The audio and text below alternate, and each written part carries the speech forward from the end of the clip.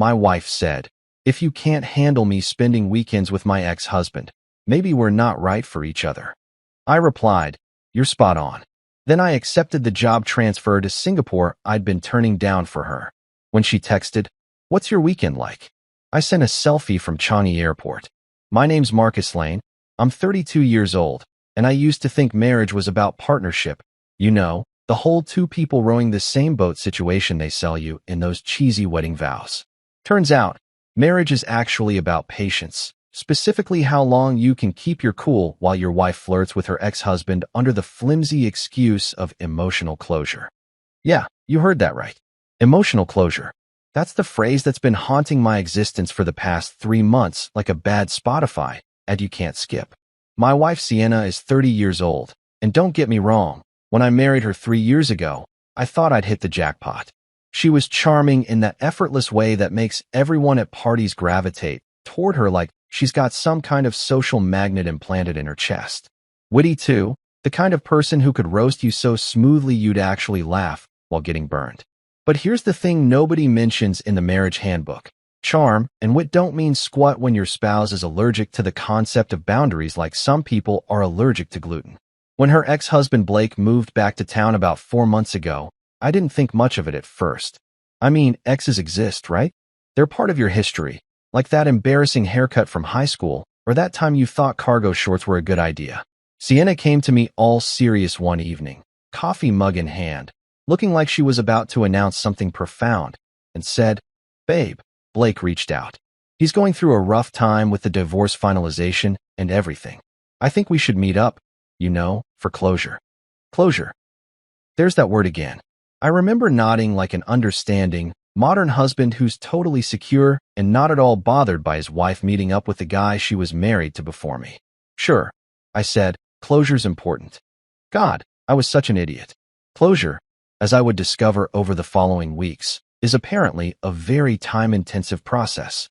It required multiple coffee dates at that pretentious cafe downtown where a latte costs more than my gym membership. Then it evolved into weekend brunches, because nothing says, "I'm over you," like sharing avocado toast and mimosas every Saturday morning. And then, oh boy, then came the overnight art therapy sessions.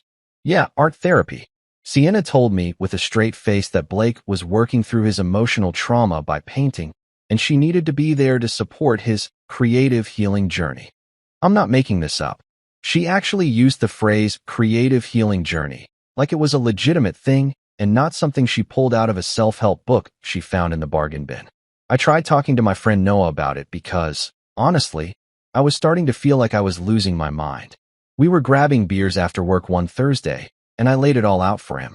"Man, maybe I'm just overreacting," I said, swirling my beer around like it held the answers to my marital problems. Like, maybe I'm being one of those possessive, insecure husbands who can't handle his wife having male friends. Noah, who's been married for 8 years and has seen some stuff, looked at me like I'd just suggested the earth was flat. "Bro," he said, and when Noah starts with bro, you know some truth is about to drop. Closure doesn't take 6 consecutive weekends and a bottle of wine. That's not closure. That's dating. You're basically her side piece at this point. That hit different, let me tell you. I sat there holding my beer, processing the fact that my own friend just essentially told me I'd been demoted in my own marriage. But the more I thought about it, the more I realized Noah had a point. A very valid, extremely uncomfortable point. Every single weekend for the past month and a half had revolved around Blake's emotional needs. Sienna would get dressed up, and I mean dressed up, like full makeup, hair curled, wearing outfits I hadn't seen since our honeymoon, to go support her ex-husband through his tough time. Meanwhile, I was sitting at home eating leftover pizza and watching Netflix alone like some divorced dad whose kids are at their mom's for the weekend. The kicker? Whenever I tried to bring it up, Sienna had this incredible ability to flip the script and make me feel like I was the problem. "Marcus, why are you being so insecure?" she'd say, tilting her head in that condescending way that made me want to throw something. "Blake is going through a really hard time, and I'm just being a good friend. You know I'm with you. Why can't you trust me?" And there it was, the trust card. She'd play it every single time, and like a chump, I'd back down because I didn't want to be that guy, The controlling, Jealous husband who can't handle his wife having a life outside their marriage. But here's what really started eating at me, the double standard of it all. During this whole Blake situation, my company had been dangling this incredible opportunity in front of me. We're talking dream job territory here.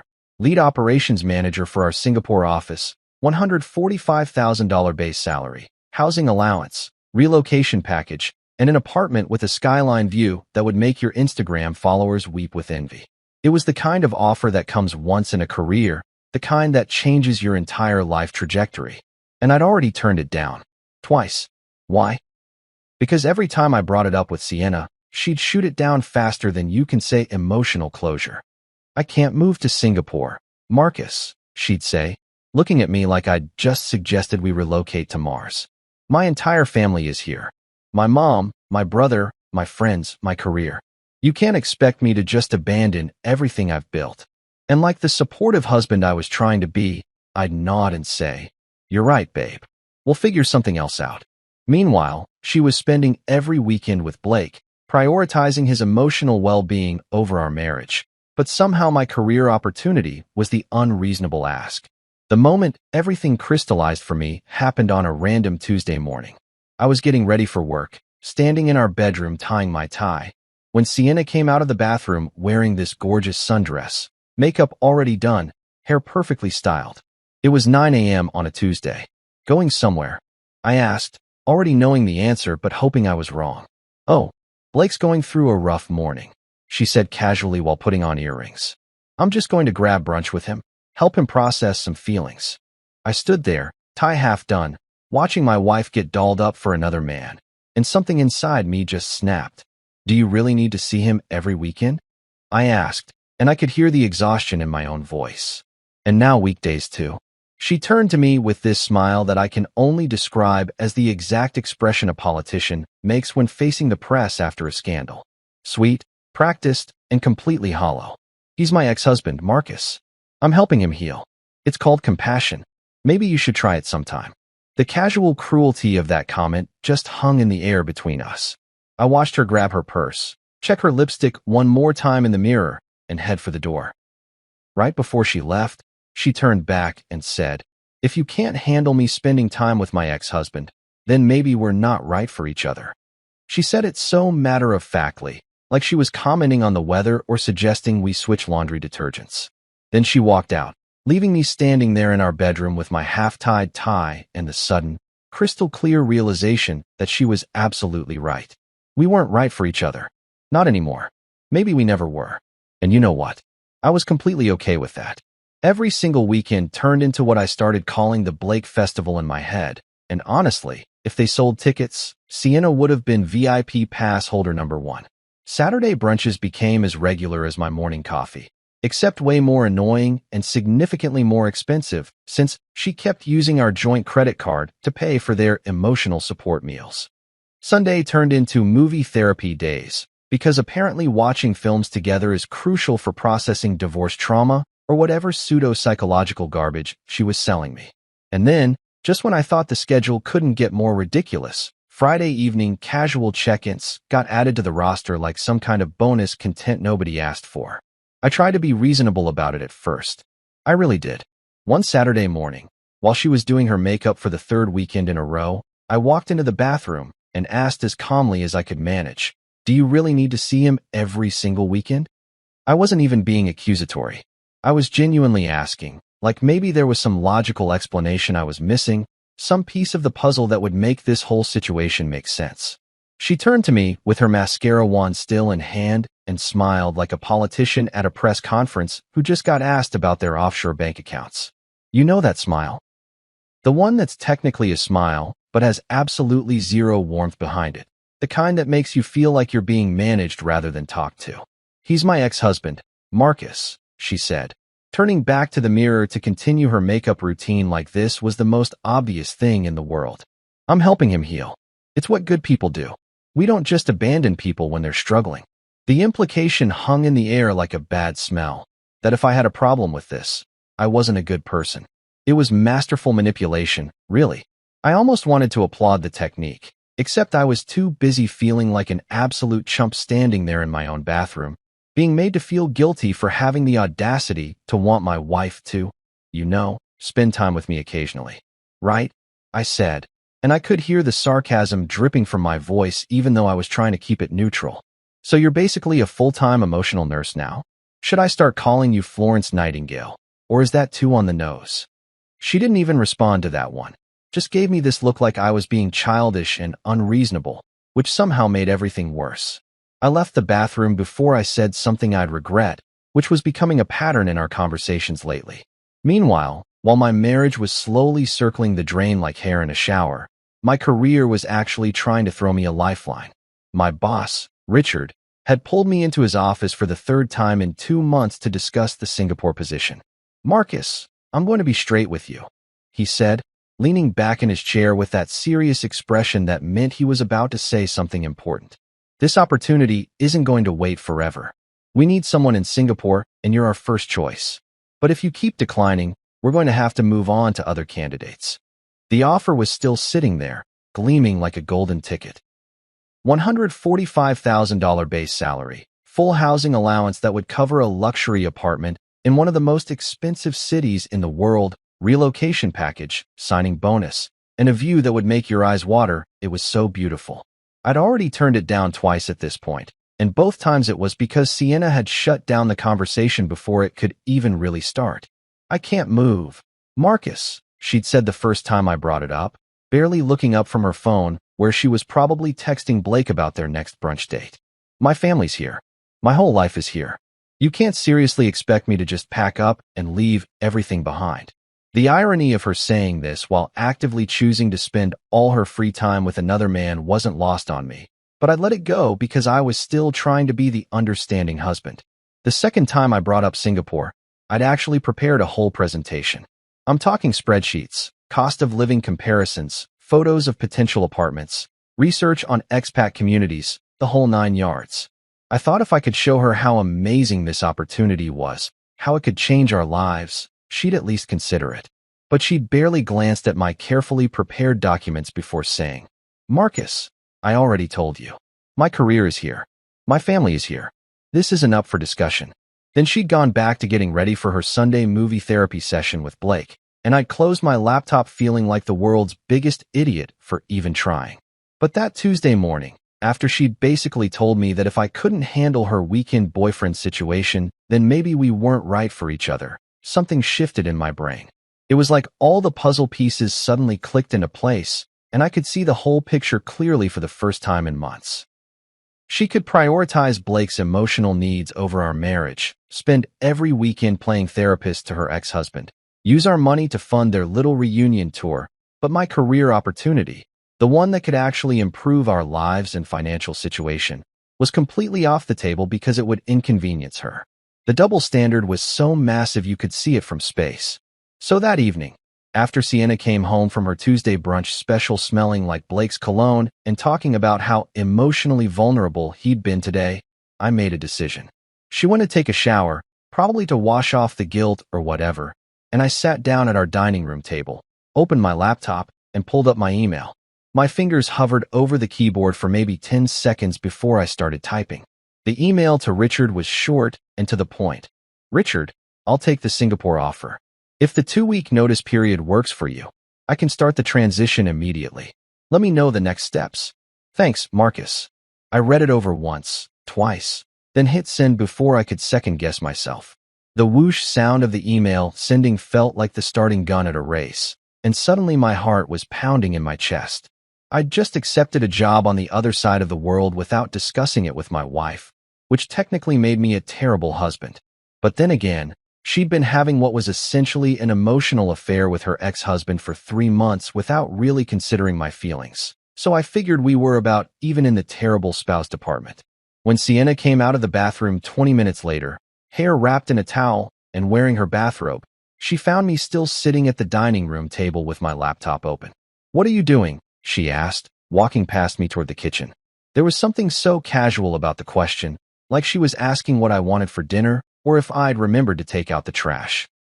No concern, no real interest, just baseline spousal obligation to acknowledge my existence. "Career therapy," I said, and I couldn't help the slight smile that crossed my face. Just accepted a new job. You should probably think about crashing at your mom's place tonight. Or hey, maybe Blake's got a spare room since you two are so spiritually connected and everything. I kept my tone light, conversational even, like I was suggesting we try a new restaurant instead of essentially announcing the end of our marriage. The change in her expression was instantaneous and honestly pretty satisfying. Her eyes went wide, her mouth literally dropped open like in a cartoon, and she just stood there frozen halfway between the bathroom and the kitchen. What? The word came out strangled, like she couldn't quite process what she was hearing. What are you talking about? Singapore, I said simply, closing my laptop and leaning back in my chair. I'm taking the Singapore position. 2 weeks notice, and then I'm out. And since you said this morning that if I can't handle your ex-husband situation, then maybe we're not right for each other, I'm just agreeing with you. We're not right for each other.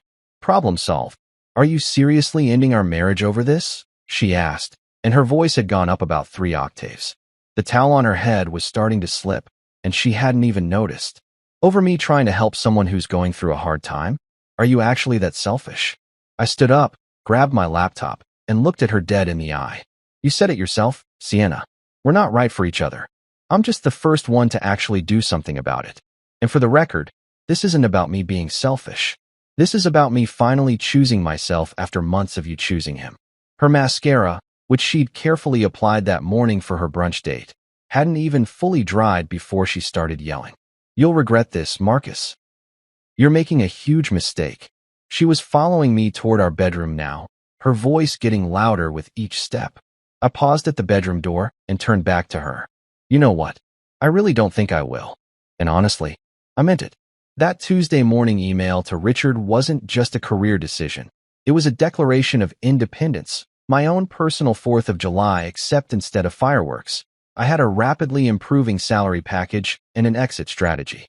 While Sienna was busy in the bathroom applying her war paint for what I can only assume was another emotionally intense brunch session with Blake, I was sitting at the dining room table with my laptop open, feeling more alive than I had in months. It's funny how clarity hits you sometimes. 1 minute you're drowning in confusion and self-doubt, wondering if you're the crazy one, and the next minute everything just clicks into place like a perfectly solved Rubik's Cube. I could hear Sienna in the bathroom, the familiar sounds of her makeup routine playing out like a symphony I'd heard 1,000 times before. The click of her mascara tube opening, the soft brush of her makeup brush against her face, the little satisfied hum she made when her eyeliner came out perfectly symmetrical. She was taking her time, really committing to the look, which told me everything I needed to know about how important this particular meeting with Blake was. When she finally emerged from the bathroom, she looked like she was heading to a wedding, not a casual coffee chat with someone who was supposedly just seeking closure. What are you doing? She asked, pausing by the dining room table where I was still sitting with my laptop. She had that slight edge to her voice, the one that suggested she was mildly annoyed that I was still home and not already at work, clearing the path for her guilt-free exit to Blake's emotional rescue mission. Career therapy, I said, and I couldn't keep the smirk off my face. The phrase just came out, smooth and sarcastic, and it felt perfect. Just took a new job, actually. You should probably start thinking about crashing at your mom's place tonight. Or better yet, maybe Blake's got a spare room since you two are so spiritually connected and everything. I hear emotional closure works better when you're under the same roof. Her hand, which had been reaching for her purse on the counter, froze midair. It was like someone had hit pause on a remote control. Her perfectly made-up face went through about 17 different expressions in the span of 3 seconds. Confusion, disbelief, anger, panic, and finally settling on something that looked like genuine shock. What? She managed to get out, her voice climbing an octave. What are you talking about? I'm taking the Singapore job, I said, closing my laptop with a satisfying click. The one I've turned down twice because you said you couldn't possibly leave your family. The $145,000 one with the apartment that has a view so nice it makes grown men cry. That job. I accepted it about 20 minutes ago while you were doing your makeup for Blake. The color drained from her face so fast I almost felt bad for her. Almost. Marcus, you can't be serious right now. You're making a major life decision because you're upset about you choosing your ex-husband over me for 3 straight months? I interrupted, standing up from the table. Yeah, actually I am. See, this morning you said something really profound. You said if I can't handle you spending weekends with your ex-husband, maybe we're not right for each other. And you know what? You're absolutely right. We're not right for each other. So I'm just agreeing with your very accurate assessment of our relationship. She set her purse down, and I noticed her hands were shaking slightly. Are you seriously ending our marriage over this? Her voice cracked a little on the word marriage, and for a split second, I saw actual vulnerability flash across her face. Over me trying to help someone who's going through a difficult time? The audacity of that statement almost made me laugh. Help someone? Sienna, you've been on a 3-month romantic reunion tour disguised as therapy sessions. You get dressed up like you're going on dates. You spend entire weekends with him. You use our money to fund your little emotional affair. And then you have the nerve to make me feel like I'm the crazy one for having a problem with it. So yeah, I'm ending our marriage. Or more accurately, you ended it weeks ago, and I'm just filing the paperwork. This is insane, she practically shouted. And now her carefully applied mascara was starting to run a little as tears formed in her eyes. You're throwing away 3 years of marriage because you're jealous and insecure. I'm choosing myself.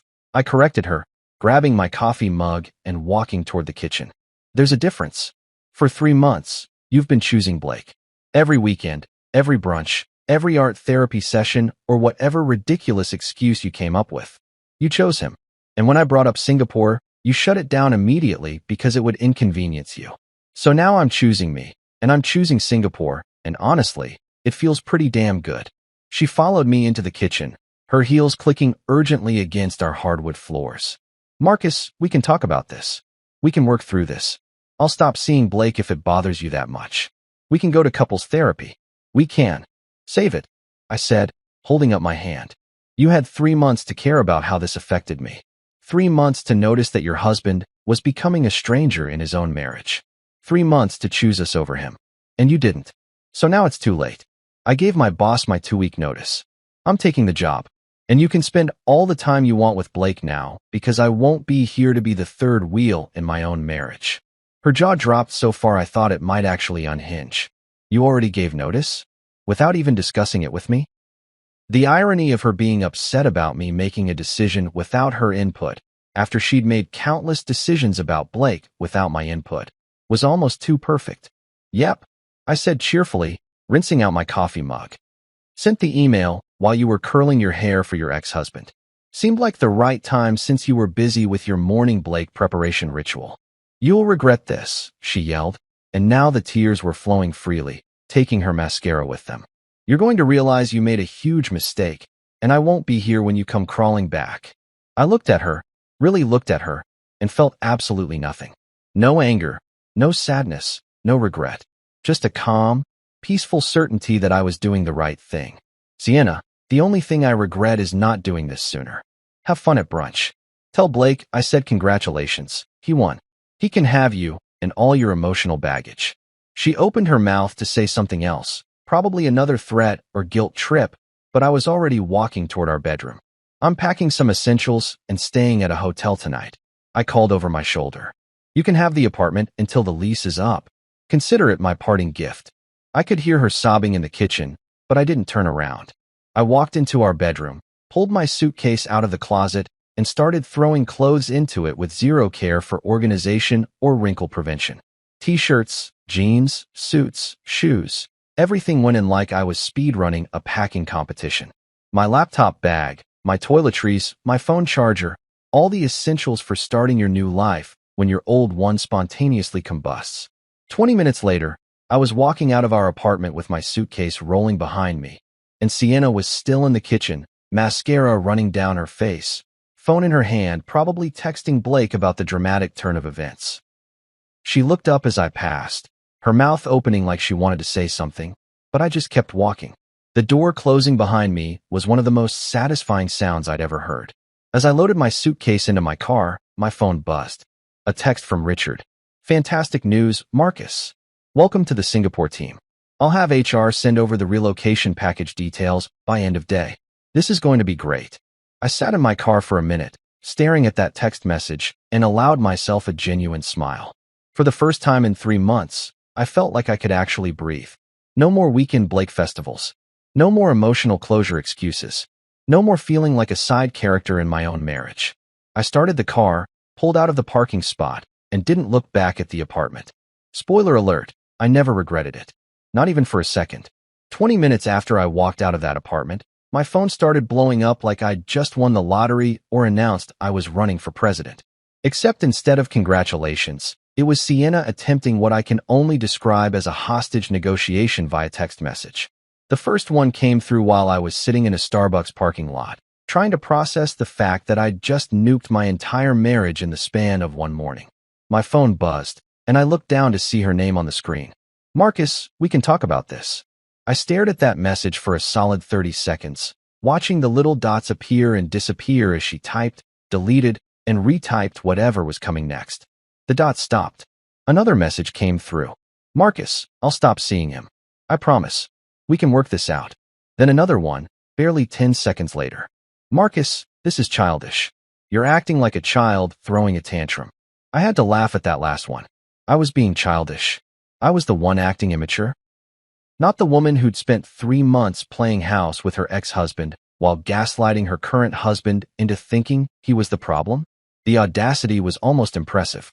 I took a sip of my overpriced latte and watched the messages continue to roll in, one after another, each one more desperate than the last. We've been together for 3 years. You're going to throw that away. I love you. Doesn't that mean anything? Blake means nothing to me. It was just closure. I'm done with him now. The thing about damage control is that it only works if the other person actually cares about salvaging what's being damaged. And sitting there in that Starbucks parking lot, watching my phone light up with increasingly frantic messages, I realized I genuinely didn't care anymore. That ship hadn't just sailed.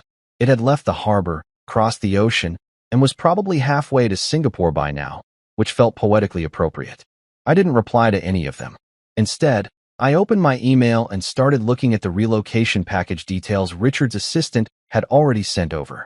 Business class flight to Singapore, $5,000 relocation allowance, temporary corporate housing for the first month while I found my own place, and a signing bonus that was more than I'd made in the last 6 months combined.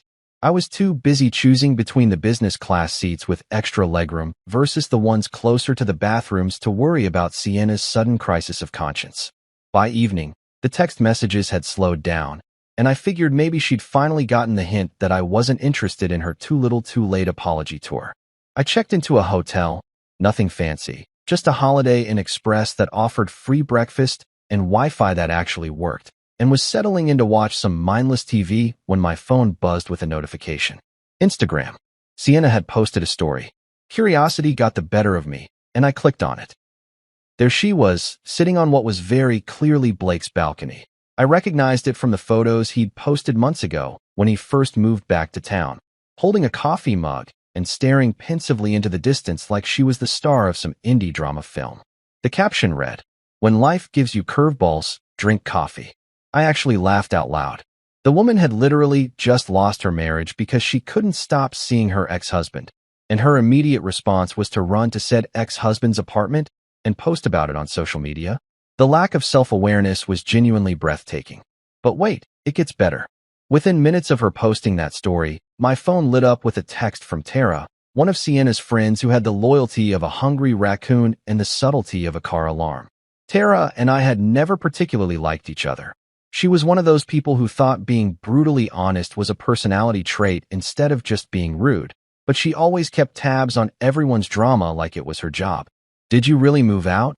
her text read, and I could practically hear the gossip-hungry excitement in her digital voice. "Not yet," I replied, because technically I was just staying at a hotel. But I'm packing faster than Amazon Prime, so give it a couple days.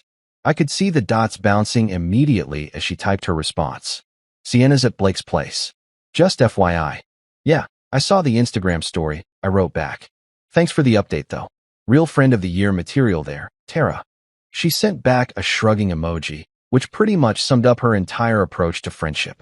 I was about to put my phone down and get back to my TV show when another text came through, this time from my buddy Leo. Leo was one of those genuinely good friends who'd been with me through thick and thin, and he happened to work at the same gym where Blake was a member. This was about to get interesting. "Dude," his text started, which is never a good sign. You need to see this. Attached to the message were screenshots from what appeared to be a group chat. Blake's name was at the top, and the messages were from earlier that day. I zoomed in and started reading, and with each line, my blood pressure dropped while my satisfaction level skyrocketed. Blake. Yeah, she's practically single now. Meeting up with her later. Blake. Her husband's completely clueless. Dude has no idea what's going on. Blake. She said he's being all weird about us hanging out. Like, bro, we're just catching up face with tears of joy. Blake. Captain Oblivious over there probably thinks we're doing Bible study or some shit. There it was, in digital black and white. Blake calling me Captain Oblivious, laughing about the situation with his gym buddies, bragging about how he was essentially having an affair with my wife while I played the fool. The thing is, I wasn't even mad. I was vindicated. This was exactly the confirmation I needed that every instinct I'd had over the past 3 months was dead-on accurate. Leo, you're a legend. I texted back. Can you send me the full screenshots? Already did. Thought you might need them. I saved those screenshots like they were precious artifacts, because honestly, they kind of were. Then I did something that probably wasn't my most mature moment, but it felt absolutely necessary. I opened my text conversation with Sienna, attached the screenshots, and sent them with a single word, curious. The response was immediate. My phone started ringing within 30 seconds, Sienna's name flashing on the screen. I let it ring. Then she called again. I let that one go to voicemail too. Then came the text messages, rapid fire like she was trying to set some kind of speed typing record. Where did you get those? Those are out of context. Marcus, answer your phone. This isn't what it looks like. Blake was joking around with his friends. That's how guys talk. You're taking this completely the wrong way. I screenshot her messages too, just for the collection, and then I did something I should have done weeks ago. I muted her notifications. Not blocked, because I figured I'd probably need to communicate with her about divorce logistics eventually, but muted so I could have some actual peace and quiet without my phone having a seizure every 5 minutes. Then I forwarded the screenshots to Tara with a simple message. Since you seem interested in the drama, here's the full story. Blake's been playing both of us. Thought you should know what kind of person your girl's been spending all her time with. Was it petty? Absolutely. Did it feel amazing? You bet your ass it did. Within an hour, Tara had apparently shared those screenshots with her entire friend group, because I started getting texts from people I barely knew, friends of friends who'd heard about the situation and wanted to share their opinions. Most of them were surprisingly supportive, with messages like, dude, you dodged a bullet, and Sienna's crazy, you're better off. My personal favorite came from Noah, who'd been skeptical about the whole situation from the beginning. His text was simple and perfect. Told you closure doesn't take 6 weekends and a bottle of wine. Welcome to the other side, brother. First round's on me. I looked at the pile of screenshots on my phone, the evidence of Sienna's emotional affair and Blake's smugness all neatly documented like a case file. Then I looked at the email from Richard with my Singapore relocation details, the hotel room I was sitting in, and the life I was about to start building without the weight of a failing marriage dragging me down. My phone buzzed one more time. Another text from Sienna. We need to talk face to face. This is our marriage. I typed back 4 words. Was. Past tense. Goodbye. Then I opened my laptop, started researching apartments in Singapore, and planned my new life. Behind me, my phone kept buzzing with notifications, but I didn't even look. I was too busy choosing between a downtown apartment with a view of Marina Bay or a slightly cheaper place near the business district. Some decisions are harder than others, but walking away from Sienna, that was turning out to be the easiest decision I'd made in years. The next Saturday rolled around, and I'd officially designated it as my packing day, which sounds way more organized than it actually was. Realistically, I was just going back to the apartment to grab the rest of my stuff while Sienna was supposed to be out doing whatever it is that recently separated women do on Saturday mornings. Probably brunch with Blake, except now that I'd exposed their little situation to half the internet, maybe that particular tradition was on hold. I was hoping for a clean in-and-out operation. Show up, grab my Xbox, my good kitchen knives that I'd brought into the marriage, maybe that vintage record player my dad gave me, and peace out before any drama could unfold. Naturally, the universe had other plans, because when I pulled up to the apartment building, I saw not 1, not 2, but 3 cars parked in visitor spots that I recognized immediately. Sienna's car, Her mother Janet's pristine white Lexus that she treated like a firstborn child, and her brother Mason's obnoxiously lifted truck that compensated for pretty much everything you'd expect it to compensate for. My stomach dropped. This wasn't going to be a simple packing day. This was going to be an intervention, and I was the interventionee. I sat in my car for a solid 5 minutes, seriously contemplating just driving away and hiring professional movers to deal with this mess. But then I remembered that my signed first edition of The Great Gatsby was in there, and there was no way I was leaving that behind for Sienna to use as a coaster or whatever. So I took a deep breath, grabbed my empty duffel bags from the trunk, and walked up to the apartment like a man heading to his own execution, except the executioner was his mother-in-law and the method was death by judgment. I unlocked the door and walked in to find all three of them sitting in my living room like they were staging some kind of daytime talk show intervention episode. Janet was perched on the edge of the couch, hands folded in her lap, wearing what I called her serious conversation outfit, a blazer and slacks combo that screamed, "I'm about to tell you how disappointed I am in your life choices." Mason was standing by the window with his arms crossed, trying to look intimidating, which might have worked if he wasn't wearing a tank top that said Gym Life and hadn't skipped leg day for approximately his entire life. And Sienna was sitting in the armchair, eyes red and puffy, playing the victim role like she was auditioning for an Oscar. "Marcus," Janet started, and oh boy, here we go. She had that tone in her voice, the one that mothers-in-law use when they're about to lecture you about something they know absolutely nothing about. "Honey, Sienna told us everything, and we're very concerned about you. This decision to move abroad, to just abandon your marriage, it's clearly a cry for help. We think you might be having some kind of midlife crisis." I actually had to bite the inside of my cheek to keep from laughing. A midlife crisis. At 32. Because apparently, the only logical explanation for a man leaving his wife who was having an emotional affair with her ex-husband was mental instability. "Janet," I said, setting my duffel bags down by the door, "I appreciate your concern, but this isn't a midlife crisis. A midlife crisis is buying a sports car you can't afford or getting a bad tattoo.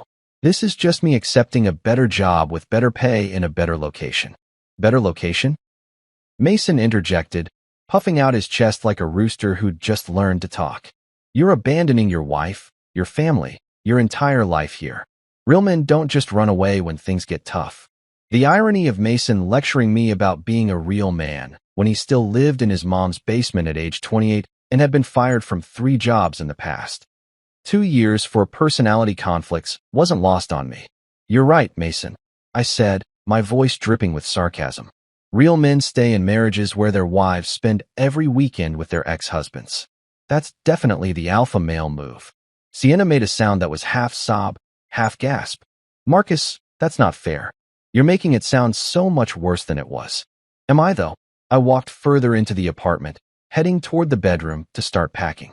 "Because from where I'm standing, you spent 3 months prioritizing Blake's emotional needs over our marriage, and when I finally called you out on it, you told me maybe we weren't right for each other.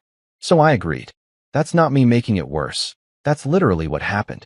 Janet stood up, following me toward the bedroom like she wasn't going to let this go.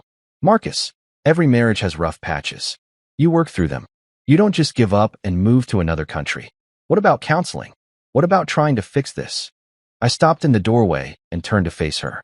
"Janet, with all due respect, Sienna had 3 months to suggest counseling. 3 months to pump the brakes on her Blake reunion tour. 3 months to choose our marriage. She didn't. So now I'm choosing myself, and that includes accepting a job that pays $145,000 a year, comes with housing, and gives me a fresh start somewhere that doesn't involve weekend brunch drama." "It's about the money then?" Mason said from behind me, and I could hear the judgment in his voice. "You're really that shallow?" I turned around slowly, and I could feel my patience wearing thinner than the plot of a reality TV show. "No, Mason, it's not about the money. It's about respect. It's about being in a relationship where I'm actually a priority instead of an afterthought. It's about not feeling like a third wheel in my own marriage. But sure, the $145,000 and the view of the Singapore skyline don't hurt." That's when I pulled out my phone and opened up the screenshots Leo had sent me. The ones with Blake calling me Captain Oblivious, bragging about how clueless I was, laughing about the situation with his buddies. I pulled them up on my phone and held it out toward Janet. Here, since Sienna apparently gave you her version of events, let me show you what was actually happening. Janet took my phone, her reading glasses already hanging around her neck on one of those beaded chains. She put them on and started reading, her eyes moving back and forth across the screen. I watched her expression change from defensive to confused to shocked to absolutely mortified. Her mouth literally fell open. It was like watching someone's entire worldview collapse in real time. These are, she started, then stopped, scrolling down to read more. Blake wrote these? About you? While he was having what was essentially an emotional affair with your daughter. Yeah, that's exactly what was happening. And when I tried to bring it up, I was told I was being insecure and jealous. So excuse me if I'm not super interested in counseling to save a marriage where I was being actively disrespected and mocked behind my back. Sienna jumped up from the armchair, her face going red. Those are out of context. Blake was just joking around with his friends. That's how guys talk. That's how guys talk about women they're sleeping with, Sienna, I said flatly. Not about the husbands of women they're just getting closure with. There's a difference. The room went absolutely silent. You could have heard a pin drop, or in this case, you could hear Mason's jaw hitting the floor. Janet slowly handed my phone back to me, and when I looked at her face, I could see the gears turning. She was realizing that maybe, just maybe, her precious daughter wasn't the innocent victim in this story. Marcus, Janet said quietly, and her tone had completely changed. The judgment was gone, replaced with something that sounded almost like understanding. I didn't know it was like this. Yeah, well, now you do, I said, pocketing my phone. And just so we're clear, I didn't abandon Sienna. I honored her request. She said if I couldn't handle her relationship with Blake, maybe we weren't right for each other. I simply agreed with her assessment and acted accordingly. That's not abandonment. That's called consent. Mason, who'd been suspiciously quiet during the screenshot revelation, finally spoke up, though his voice had lost all its earlier bravado. But you guys have been together for 3 years. You're just gonna throw that away. I'm not throwing anything away, I said, walking past him into the bedroom to start actually packing. I'm just refusing to be plan B in my own marriage. Sienna chose Blake for 3 months straight. Now I'm choosing Singapore. Fair's fair. I started pulling clothes out of the closet, shoving them into my duffel bag with zero regard for organization. Suits, casual shirts, jeans, everything was getting crammed in because I just wanted to get out of there before this turned into an even bigger circus than it already was. Behind me, I could hear whispered arguing, Sienna trying to explain herself to her mother, Janet asking questions in that low, disappointed tone that mothers are so good at. Mason probably just standing there trying to figure out what just happened. After about 10 minutes of furious packing and uncomfortable silence, broken only by whispered family drama, Janet appeared in the bedroom doorway. Marcus, I think we should go. I'm sorry we ambushed you like this. If I'd known the full situation. It's fine, Janet, I said, and I actually meant it. You were trying to help your daughter. I get it. But the marriage is over. Sienna made her choice, and I made mine. No amount of intervention is going to change that. She nodded slowly, then reached out and squeezed my shoulder. For what it's worth, I think she made a terrible mistake. And I'm sorry you were put in this position. Thanks, I said, genuinely surprised by her support. That actually means a lot. They left about 5 minutes later, all 3 of them filing out of the apartment like mourners leaving a funeral. Sienna tried to catch my eye as she left, her face streaked with tears, but I just kept packing. I heard the door close, the lock click, and then finally, bless silence. I walked over to the liquor cabinet, pulled out the bottle of whiskey I'd been saving for a special occasion, and poured myself a generous glass. Then I raised it in a toast to the empty apartment. To new beginnings, I said out loud. And to packing being way more fun when your ex-wife's entire family just got hit with a reality check. The whiskey burned going down, but in a good way. I took another sip, set the glass down, and got back to packing. Singapore was waiting, and I had exactly 8 days left before my flight. 8 days until I could close this chapter and start fresh, and honestly, I couldn't wait. The morning of my flight to Singapore felt surreal in the best possible way. I woke up at 4 a.m. in my hotel room, not because my alarm went off, but because I was genuinely too excited to sleep. It's funny how your body works. 3 months of marriage stress had me sleeping like garbage, tossing and turning every night, waking up exhausted. But the night before the biggest life change I'd ever made, I slept like a baby who'd just discovered naps were optional and woke up feeling like I'd chugged 3 espressos and won the lottery. I got dressed, double-checked my passport approximately 17 times like it might spontaneously disappear, and loaded my luggage into my Uber. The driver was this cheerful guy named Ahmed who immediately noticed my above-average number of suitcases and asked if I was moving. Singapore, I told him, and just saying it out loud made it feel real. Starting fresh. Good for you, man, Ahmed said, pulling out of the hotel parking lot. Life's too short to stay somewhere you're not happy. If only he knew how right he was. We made small talk about Singapore. He'd been there once for a wedding and couldn't stop raving about the food, and before I knew it, we were pulling up to the airport. I tipped him extra because his enthusiasm about my fresh start had genuinely made my morning even better, grabbed my bags, and walked into the terminal feeling like the protagonist in one of those inspirational movies where the guy finally gets his life together. After I checked my bags and got through security, I found myself sitting at my gate with about an hour to kill before boarding. That's when I decided to do something that was probably petty but felt absolutely necessary. I pulled out my phone, opened Instagram, and took a selfie right there in the terminal. Nothing fancy, just me with my boarding pass visible, the gate number clear in the background, and a genuine smile on my face. I posted it with the caption, "New chapter begins, Singapore bound." The comments started rolling in within minutes, and it was like watching a live feed of everyone's reactions to my life implosion. Most people had no idea what had happened. I'd kept my marriage drama relatively private until this point, so the responses were a mix of confusion and congratulations. "Wait, what happened?" wrote my college roommate Dave. "Didn't your wife say she'd never let you go?"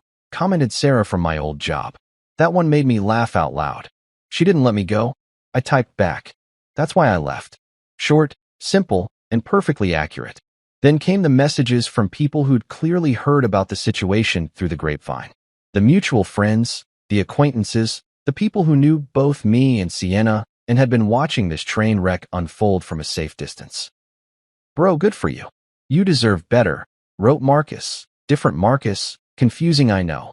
"Best decision you ever made." "Trust me," said Kelly, who'd gone through her own messy divorce 2 years ago. My personal favorite came from Noah, who just commented with 3 emojis, a plane, a middle finger, and a champagne glass. Subtle? No. Accurate? Absolutely. I was scrolling through the comments, genuinely entertained by the support, when my phone buzzed with a text message.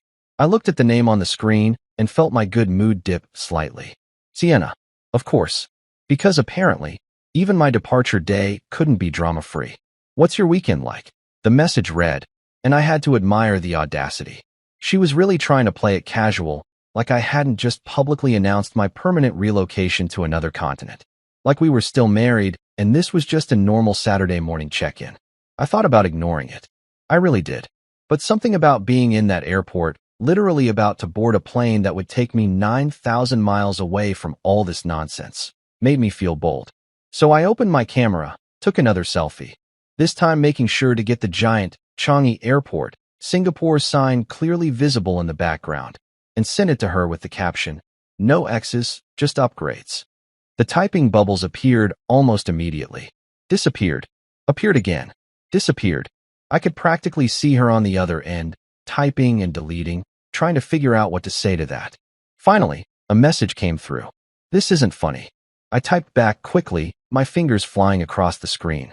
"Not a joke. Currently at gate C12. Boarding in 45 minutes. But hey, you've got plenty of time to grab brunch with Blake now." Silver lining. She tried calling. The phone rang in my hand, her name flashing on the screen along with that photo of us from our honeymoon that I still hadn't bothered to change. I watched it ring once, twice, 3 times, and then I did something that felt incredibly empowering. I declined the call and immediately turned my phone to airplane mode. Done. Finished. The Sienna chapter of my life was officially closed. I leaned back in my uncomfortable airport chair and let out a long breath. Around me, the gate area was filling up with other Singapore-bound passengers, businessmen in suits typing frantically on laptops, families with young kids who were already causing chaos, a group of college students who looked like they were heading out for study abroad. All these people starting their own journeys, and here I was, 32 years old, starting completely over. They called my boarding group about 30 minutes later, and I gathered my carry-on and laptop bag with this weird mix of excitement and relief washing over me. I handed my boarding pass to the gate agent, walked down the jetway, and stepped onto the plane. Business class, window seat, 14A. I'd splurged on the upgrade using some of my signing bonus, because if you're going to fly halfway across the world to escape your failed marriage, you might as well do it in comfort. The flight attendant, a friendly woman named Michelle, greeted me with a warm smile. "Welcome aboard, Mr. Lane. Heading home or heading out?" "Heading out," I said, settling into my seat. "Fresh start." "Well, you picked a beautiful city for it," she said. "Can I get you anything before takeoff?" "Champagne." "Absolutely," I said, because honestly, champagne at 8 a.m. on a Saturday seemed like exactly the right way to celebrate escaping a toxic marriage. She brought me a glass a few minutes later, and I took a sip, savoring the bubbles and the moment. The plane was still boarding, people shuffling past to their seats, overhead bins slamming shut, the usual pre-flight chaos. But I felt completely at peace. I pulled out my phone, still on airplane mode, and scrolled through the Instagram comments one more time. They were still coming in, even though I couldn't see the new ones with my phone offline. The last comment I saw before I put my phone away was from my buddy Chris. Meanwhile, Blake's probably realizing he won the booby prize. "Have fun in Singapore, King." That made me smile. I put my phone in my pocket, took another sip of champagne, and looked out the window at the tarmac. The ground crew was loading luggage, fueling the plane, doing all the pre-flight checks that happen before a massive aircraft hurls itself across an ocean. About 20 minutes later, we started pulling back from the gate. The captain came over the intercom with the standard welcome speech, flight time, altitude, weather in Singapore, and I felt the plane start to move. We taxied toward the runway, the engines getting louder, and then suddenly we were accelerating, faster and faster until the nose lifted and we were airborne. I watched my city get smaller below me, the buildings and roads and familiar landmarks shrinking into a miniature version of themselves. Somewhere down there was the apartment I'd shared with Sienna, the office where I'd worked for the past 5 years. The coffee shop where I'd had that conversation with Noah about closure not taking 6 weekends. All of it getting smaller and smaller until it disappeared completely beneath the clouds. There was some turbulence about an hour into the flight, the plane bouncing around a bit, the seatbelt sign dinging back on. The woman across the aisle gripped her armrests and looked genuinely terrified.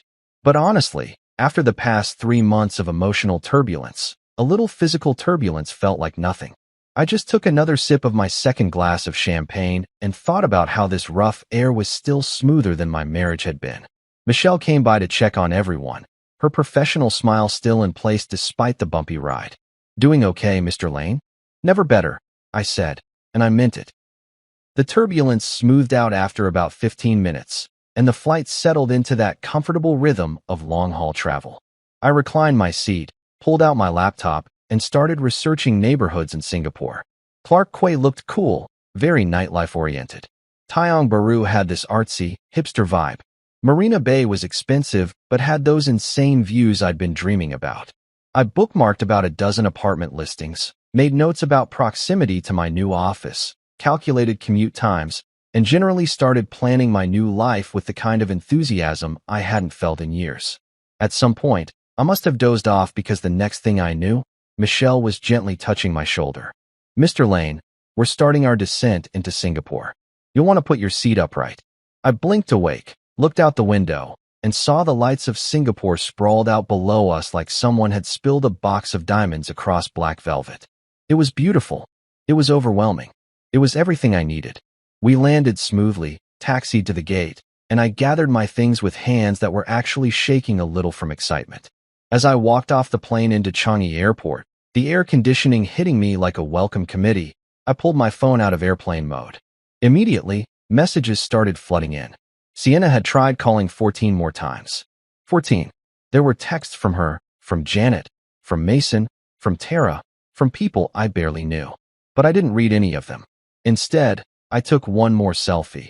Me in the Singapore airport, with the iconic butterfly garden visible in the background, and posted it with one word: arrived. Then I muted my phone, grabbed my luggage from baggage claim, and walked out into my new life. No exes, no drama, just me, Singapore, and unlimited possibilities. Singapore was everything I'd hoped for, and then some. Calling it paradise feels cliché, but honestly, that's the only word that fits. My apartment was on the 23rd floor of a sleek modern building in the Marina Bay area, with floor-to-ceiling glass walls that gave me a view of the city skyline that looked like someone had photoshopped it for being too perfect. Every morning I'd wake up, make coffee, and stand at those windows watching the sun rise over the city, and I'd think about how just a month ago I was waking up to Sienna getting dressed for another Blake brunch date. The upgrade was almost comical. Work was incredible too. The Singapore office was newer, more innovative, and frankly just more excited about what they were doing than the folks back home. My team actually wanted to be there, which was a refreshing change from the soul-crushing apathy that had defined my old workplace. Plus, the salary bump meant I could actually afford to enjoy the city. I tried Hawker Center food that cost $3 and tasted better than $50 restaurant meals back home, explored gardens by the bay on weekends, and generally lived like someone who'd just escaped prison and was seeing colors for the first time. The air quality alone was worth the move. I'm not even joking. The air in Singapore was so clean it made me feel like my lungs were getting a spa treatment every time I breathed. My soul felt filtered, purified, like I'd run myself through some kind of human breeder system and come out the other side, actually functional. Life was peaceful. Work was great. I'd made a few friends, other expats who understood the weird limbo of starting over in a new country. Everything was going almost suspiciously well, which should have been my first clue that the universe was about to deliver some entertainment. It started with Sienna's online meltdown, which I only knew about because my buddy Noah sent me screenshots with a message that just said, "Bro, you gotta see this." I was sitting in a coffee shop near my apartment, enjoying an iced latte that cost less than a sneeze, when I opened the images he'd sent. Sienna had posted on Facebook, not Instagram where it might get buried, but Facebook where all the aunts and uncles and family friends could see, with a caption that read, "When your husband chooses money over love. Some people show you who they really are when things get hard. Grateful for the people who stuck by me through this difficult time. Broken heart." I had to read it twice because the audacity was genuinely breathtaking. She was really out here playing the victim, painting me as some gold digger who'd abandoned our sacred union for a paycheck, completely ignoring the 3-month Blake festival that had actually ended our marriage. The post had dozens of comments, and Noah had thoughtfully screenshot those too. But here's where it got good. The comments section was not going the way Sienna had apparently hoped. Instead of a sympathy parade, it was more like a reality check convention. Someone named Jennifer had written, "Girl, weren't you having brunch with your ex-husband every weekend? I saw the Instagram stories." Another comment from someone called Mark, "Money over love? Didn't he ask you to move to Singapore with him, and you said no because of Blake?" And my personal favorite, from a woman named Patricia who I vaguely remembered meeting at one of Sienna's family gatherings. "He upgraded. Let him live." I actually laughed out loud in the coffee shop, causing several people to look at me like I'd lost my mind. The barista gave me a concerned smile, probably wondering if I was okay. I wanted to show her the screenshots and be like, my ex-wife is getting roasted in her own comment section, but that felt like it might be oversharing with someone who was just trying to make lattes. Noah sent another message. "It gets better. Keep scrolling." I scrolled to the next screenshot, and that's when I saw that karma hadn't just showed up. It had arrived in a limousine wearing a ball gown and carrying receipts. Someone had tagged Blake's new girlfriend Sophie in the comments. Apparently, Sophie and Sienna had mutual friends because Sophie had seen the post and decided to contribute to the conversation. Sophie had written, "Interesting perspective. Blake told me you were obsessed with him and wouldn't leave him alone. Said you were using closure as an excuse to try to rekindle things. That's not true, right?" The comment had been posted 2 hours ago, and there were no replies from Sienna. Radio silence. The kind of silence that speaks volumes, the kind that basically confirms everything without actually confirming anything. But Sophie wasn't done. Oh no, Sophie was just getting started. Noah's next screenshot showed that Sophie had made her own post, a public one, with screenshots of the exact same messages Leo had sent me. Blake's group chat where he'd called me Captain Oblivious, bragged about Sienna being practically single, the whole damning conversation laid out in glorious high definition. Sophie's caption was chef's kiss perfect. PSA: if a guy tells you his ex-wife's husband is clueless about their friendship, maybe ask yourself what exactly they're friends about. Consider this a public service announcement. Hashtag weekend therapy fail. Hashtag closure is canceled. The post had already gotten over 200 likes and was being shared like wildfire. People were tagging Sienna. People were tagging Blake. It was a full-blown social media disaster, and I was sitting in a Singapore coffee shop watching it unfold in real time like it was the season finale of my favorite show. I sent Noah a message. You've made my entire week. Possibly my entire month. He replied, Karma's a beautiful thing, my friend. Also, Blake and Sienna both deleted their social media. They've gone dark. I ordered another iced latte to celebrate. The barista asked if I was celebrating something, and I said, poetic justice, which probably confused her, but she smiled anyway and gave me an extra shot of espresso for free. Over the next few days, I heard through the grapevine, mainly Noah and Leo, who were feeding me updates like I was watching a reality show, that the fallout had been spectacular. Blake had apparently tried to do damage control by posting some generic statement about misunderstandings and taking things out of context, but it was too late. The screenshots were everywhere. His gym buddies had seen them. His coworkers had seen them. His family had definitely seen them. Sienna had gone completely silent online. No posts, no stories, no likes or comments. It was like she'd been digitally raptured. According to Tara, who'd apparently switched sides and was now Team Marcus, loyalty of a raccoon, remember? Sienna was going through a really hard time and couldn't believe people were being so cruel. The lack of self-awareness was almost impressive. She couldn't believe people were being cruel. She'd spent 3 months having an emotional affair, gaslighting me about it, and then tried to play the victim when I left. And now she was shocked that the internet wasn't buying her sob story? Leo sent me a message one evening. Dude, Blake showed up at the gym today, and everyone was giving him the cold shoulder. Someone literally called him Weekend Blake to his face. He left after 10 minutes. Weekend Blake. The nickname had stuck. I loved everything about that. But the absolute cherry on top of this Karma Sunday came about 2 weeks after Sophie's post went viral. I was at my apartment, working from home for the day, when I got a message from an unknown number. Singapore number, which was weird because I hadn't given my new number to many people yet. Hi Marcus, this is Sophie. I hope it's okay that I'm reaching out. I got your number from Leo. I wanted to apologize for my part in all of this mess. I had no idea about the full situation until recently. I stared at that message for a solid minute, trying to figure out if this was real or some kind of elaborate prank. But then more messages came through. Blake told me you and Sienna were basically separated and just hadn't made it official yet.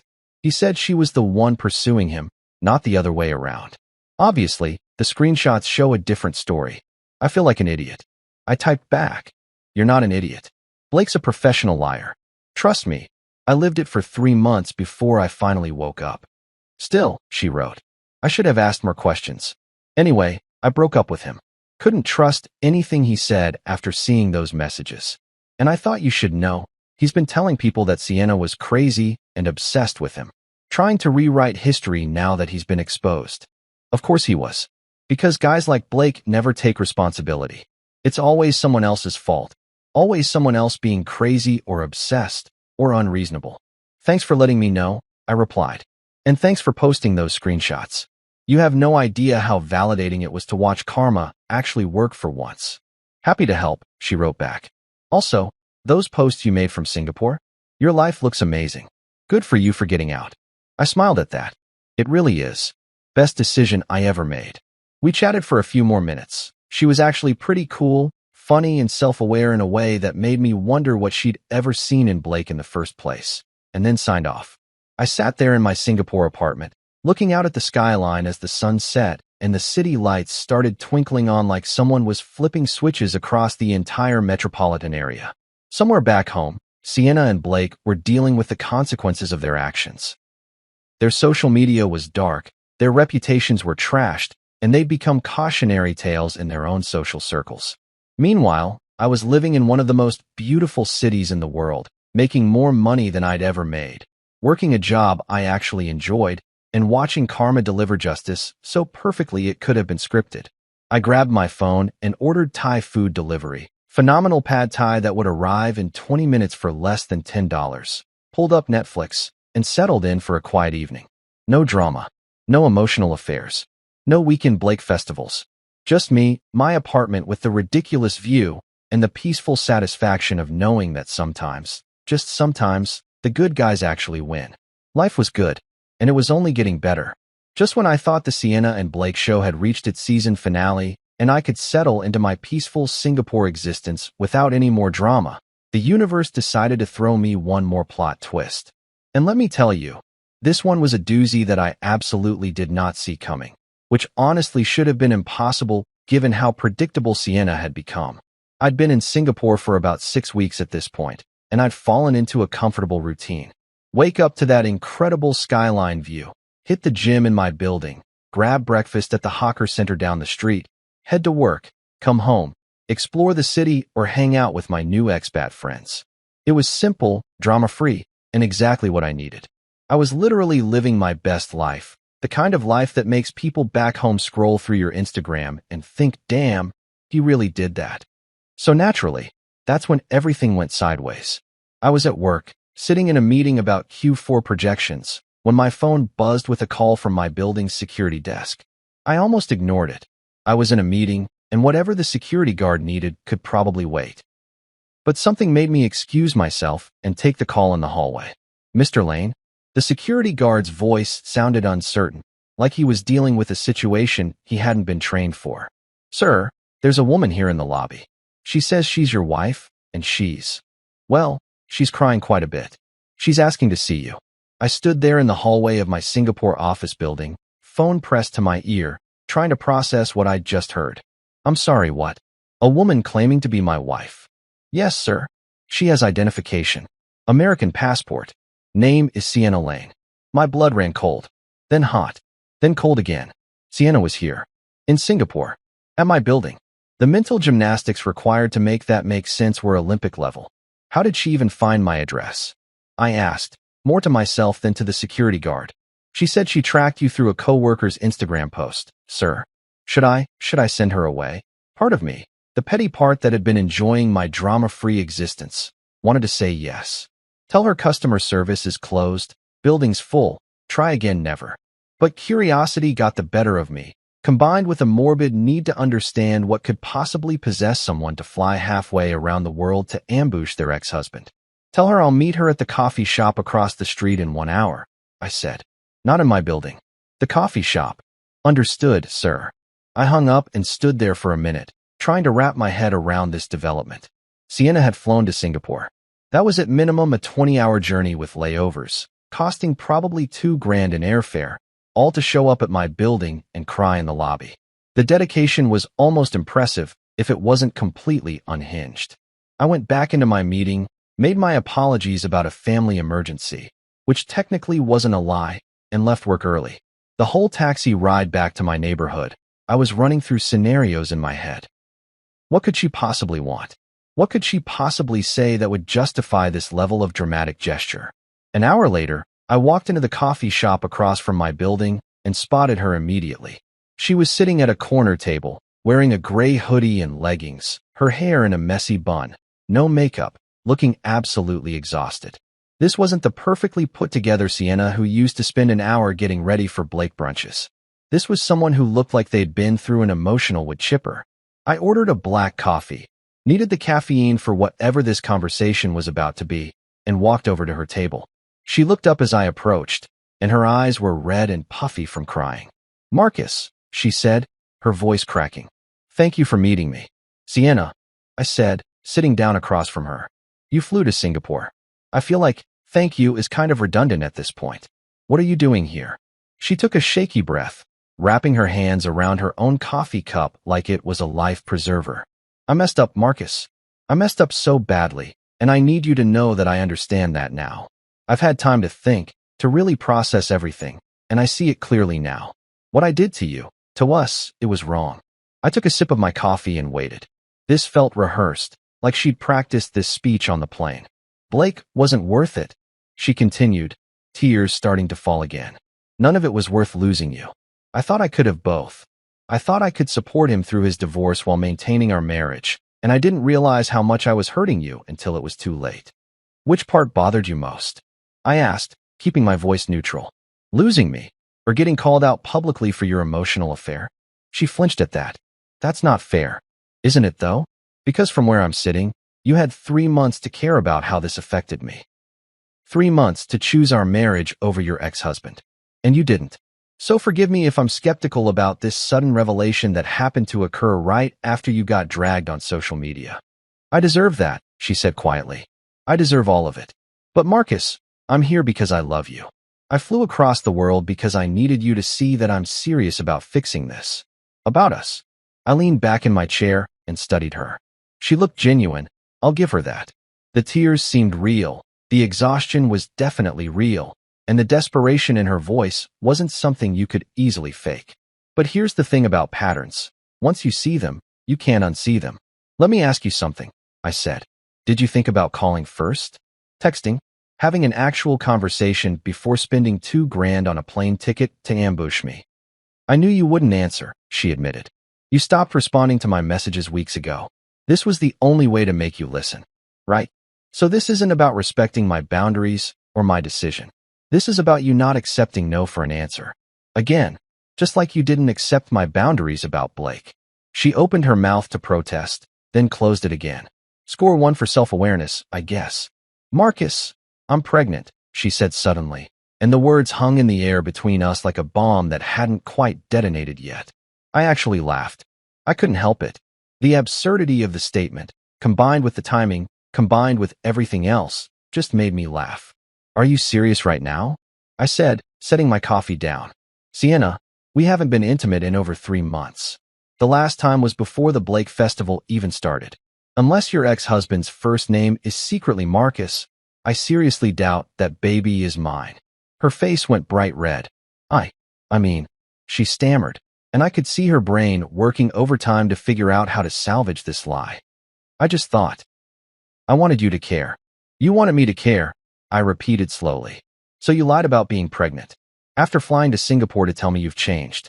After crying about how much you messed up and how you want to fix things. And your big move was to lie about being pregnant to manipulate me into, what exactly? Taking you back? I panicked, she said, tears flowing harder now. I'm sitting here watching you live this amazing life without me, and I'm back home dealing with the fallout of everything. And I wanted you to feel something. Anything. I stood up, grabbing my coffee. I do feel something, Sienna. I feel relieved that I left when I did. Because this right here, this is exactly the kind of manipulation I've been living without for 6 weeks, and it's been amazing. Marcus, please. No, I said firmly. You flew to Singapore thinking you could what? Cry enough to make me forget 3 months of you choosing Blake over me? Lie about being pregnant to guilt me into reconsidering? That's not love, Sienna. That's desperation, and frankly, it's kind of pathetic. She looked up at me, mascara running down her face despite the fact that she supposedly wasn't wearing makeup. I thought I could have both, she whispered. I thought I was strong enough to support him through his divorce while keeping our marriage together. I didn't think you'd actually leave. That's the problem right there, I said. You didn't think I'd leave. You took me for granted. You assumed I'd always be there, playing second fiddle to whatever Blake needed. And when I finally chose myself, you couldn't handle it. I finished the last of my coffee and set the cup down on the table. I'm going to go now. You should book a flight home. Singapore's beautiful, but I don't think you're really here for the sightseeing. Marcus, please. Can we just talk more? Can you give me another chance? I looked at her one last time, really looked at her, and felt absolutely nothing. No anger, no sadness, no lingering affection. Just a complete absence of feeling, like looking at a stranger who happened to know my name. I gave you chances, Sienna. Every weekend you chose Blake. I gave you a chance to choose differently. Every time I brought up how uncomfortable I was, that was a chance. Every conversation about Singapore that you shut down, that was a chance. You had dozens of chances, and you chose wrong every single time. So no, you don't get another one. I walked out of that coffee shop without looking back, crossed the street to my building, and rode the elevator up to my apartment. When I got inside, I stood at those floor-to-ceiling windows, looking out at the Singapore skyline, and took a deep breath. My phone buzzed. A text from Sienna. I'm sorry. For everything. I looked at the message for a moment, then deleted it without responding. Some apologies are too little, too late, and some bridges are meant to stay burned. I ordered Thai food, pulled up Netflix, and settled into my couch. Tomorrow I'd probably hear through the grapevine that Sienna had flown home. Maybe she'd post something cryptic on social media about lessons learned and growth, or whatever people post when they've made a series of terrible decisions and want to seem philosophical about it. But that was tomorrow's problem. Tonight, I was just going to enjoy my pad thai, my incredible view, and my drama-free existence. Some people never learn, but at least I had. 2 weeks after Sienna's surprise Singapore visit, she posted pictures with her yoga instructor Ryan. Caption, "The universe heals what's broken." I had to hand it to her. The woman could move on faster than a Ferrari in a school zone. Apparently, the universe healed her broken heart by providing another emotionally available man with flexible hours and presumably impressive downward dog form. The irony? Ryan was still emotionally close to his ex-girlfriend. Shocker, right? Sienna walked in on them mid-deep stretching session, which I'm pretty sure isn't an actual yoga term, but definitely. Sounds like a euphemism for something that requires significantly less flexibility than she was hoping for. Noah sent me the screenshots of her vague posting about trust issues and patterns repeating. I genuinely laughed out loud. But fate wasn't done serving up comedy gold. Blake got transferred to Singapore, and his company put him in my building. The same building. When he showed up in the lobby with a new girlfriend half his age, looking all surprised, I just smiled. "Bro, small world," he said, trying to play it cool. "Yeah," I replied. "Some of us just keep shrinking it." Months later, Sienna messaged, "I finally understand how you felt. I'm sorry, I left her on read." Then karma went professional. Turns out her stay at mom's tax dodge caught up. 3 years of back taxes, penalties, and interest. Roughly $22,000. Sophie, who worked in state revenue, accidentally reported her. Oops. I got promoted, extended my Singapore contract, and started dating Claire, a brilliant architect from Sydney who thinks poetry club is code for nonsense. She's right. When Sienna's final post said, "Sometimes love means letting go," I commented from my burner account. Exactly. That's why I let go first. Next stop, Bali getaway with Claire. No exes, no drama, just sunshine and silence.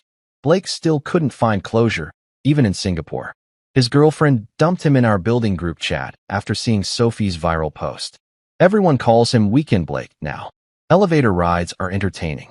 If Sienna ever reads this, your ex-husband and I are doing fine. He's still searching for emotional healing. I found mine at 30,000 feet, flying away from you. My wife's cancer treatment cost $290,000. I sold everything.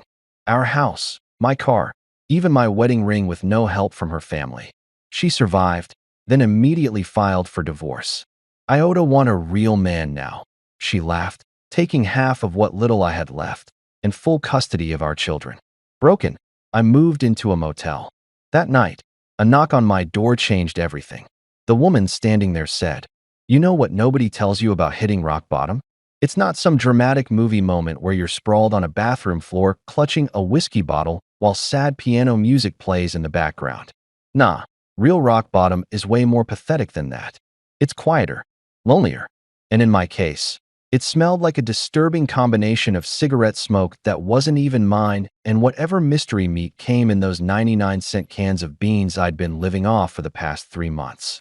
Add to that the lovely ambience of a flickering neon motel sign right outside my window that buzzed like a dying wasp every 11 seconds. Yeah, I counted, and you've got yourself the complete Carter Briggs experience, circa right now. The Sunset Valley Motel wasn't exactly the Ritz. Hell, it wasn't even the Motel 6. This place was what happened when a building gave up on life, but was too stubborn to just collapse already.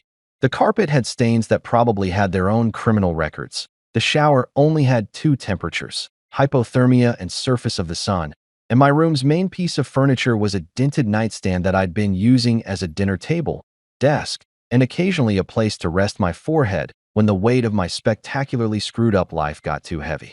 The American dream, ladies and gentlemen. Someone should really update the brochure. It was 2:13 in the morning when someone knocked on my door, which was already weird because nothing good happens at 2:13 a.m. That's like the witching hour for bad decisions and worse news. My first thought was that it had to be Jerry, the motel manager, coming to remind me that rent was due in 2 days and his sympathy for my situation had officially expired along with the leftover Chinese food in my mini fridge. Jerry was a decent enough guy, but he ran this place like a prison warden who'd watched too many mob movies.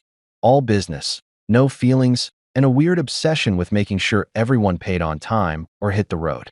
My second thought was that maybe it was Randy from room 112, the guy who got drunk every Thursday night like it was his actual job and regularly mistook my door for his ex-girlfriend's room. Last week he'd shown up at 3 in the morning singing Total Eclipse of the Heart and asking if I'd forgiven him for forgetting our anniversary. I didn't have the heart to tell him I was a divorced dude named Carter and not his ex-girlfriend Stephanie, so I just said, "Apology not accepted," and shut the door. He left me a half-eaten Snickers bar as a peace offering the next day. That's the kind of neighbor loyalty you get at the Sunset Valley. But when I dragged myself off the bed, which squeaked like a tortured mouse with every movement, and opened that door, I definitely wasn't expecting what I saw. Standing there in the flickering yellow light of the hallway was a woman who looked like she'd taken a wrong turn somewhere between a Manhattan law firm and reality. She wore a beige trench coat that probably cost more than 3 months of my rent, carried a leather folder that screamed, "I have my life together," and had this polished, put-together vibe that made my stained white undershirt and 2-day stubble feel like a personal attack on civilization itself. Her dark hair was pulled back in one of those severe professional styles that says, "I don't have time for your nonsense," and her eyes were sharp, calculating, like she was already 3 steps ahead of whatever conversation we were about to have. She didn't flinch at the sight of me, which was impressive considering I looked like a cautionary tale about what happens when you give up on grooming and self-respect. She just stood there, confident as hell, like she knocked on sketchy motel doors at ungodly hours all the time. "Mr. Carter Briggs?" she asked, her voice smooth and professional, the kind of voice that belonged in boardrooms and courtrooms, not in a hallway that smelled like desperation and industrial strength cleaner. I leaned against the doorframe, partly because I was tired and partly because I was pretty sure this was some kind of fever dream and I needed the support. "Depends who's asking," I said, trying to sound casual despite the fact that my heart had decided to audition for a death metal drum solo. "If it's about money, I'm dead. Been dead for months. You'll have to take it up with my ghost, and I gotta warn you, he's broke too." The corner of her mouth twitched slightly, like she was considering whether I was funny or just sad. Probably both. "I'm not here for money," she said, and I felt a tiny bit of relief until she added, "I'm here about your wife." And just like that, the entire universe decided to slam on the brakes. My wife, Clara. The name I'd spent the last 6 months trying to surgically remove from my brain with varying levels of success, mostly failure. The woman who'd taken my heart, my money, my kids, my house, and apparently my will to live, then walked away like she was returning a defective toaster to Target. That wife. I must have gone pale or made some kind of face because the woman in the trench coat looked at me with something that might have been sympathy, though it was hard to tell. "May I come in?" she asked, and honestly, what was I going to say? "No. Please deliver my latest life-ruining news in the hallway where Randy can hear it and add it to his drunk karaoke repertoire." I stepped back and let her in, watching as she took in my spectacular living situation with the kind of clinical assessment that made me want to apologize for existing.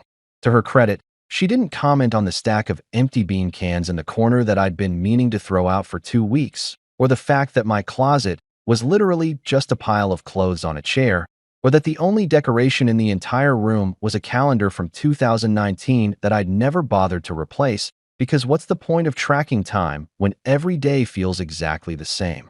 She set her leather folder on my nightstand/dinner table, pushing aside a plastic fork and an expired coupon for Pizza Hut that I'd been saving for no logical reason.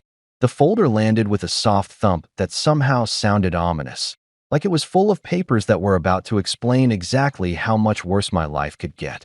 "Mr. Briggs," she said, turning to face me with an expression that was all business. "My name is Isabella Cross. I'm a private investigator." She paused, letting that sink in, probably gauging whether I was the type to freak out or shut down. I went with option 3, stand there like an idiot. "Your wife doesn't know I'm here," she continued. "And before you ask, no, she didn't hire me. Someone else did. Someone who cares about you a lot more than you currently realize." I wanted to laugh at that because the list of people who gave a damn about me these days was shorter than my bank statement. Lady, I don't know what you think you know about my wife, but unless you're here to tell me she won the lottery and feels guilty enough to share, I'm not interested in. Your wife committed fraud, Isabella said, cutting through my rambling with the precision of a lawyer who'd heard every excuse in the book. Extensive, calculated fraud. And you, Mr. Briggs, were her primary victim. The flickering motel light outside chose that exact moment to buzz extra loud, like the universe's way of adding a dramatic sound effect. I stood there, my brain trying to process what she'd just said, trying to make it make sense. Fraud. Victim. Clara. The words didn't want to fit together in any configuration that didn't make me feel like I was losing my mind. I have proof, Isabella said quietly, tapping the folder. Everything you need to know is in here. But I'm warning you right now, Mr. Briggs. What you're about to learn is going to change everything you thought you knew about the last 2 years of your life. I looked at that folder, then at her, then at the bean cans in the corner, and I thought about how I'd already lost everything. My business, my house, my kids, my dignity. What else was there to take?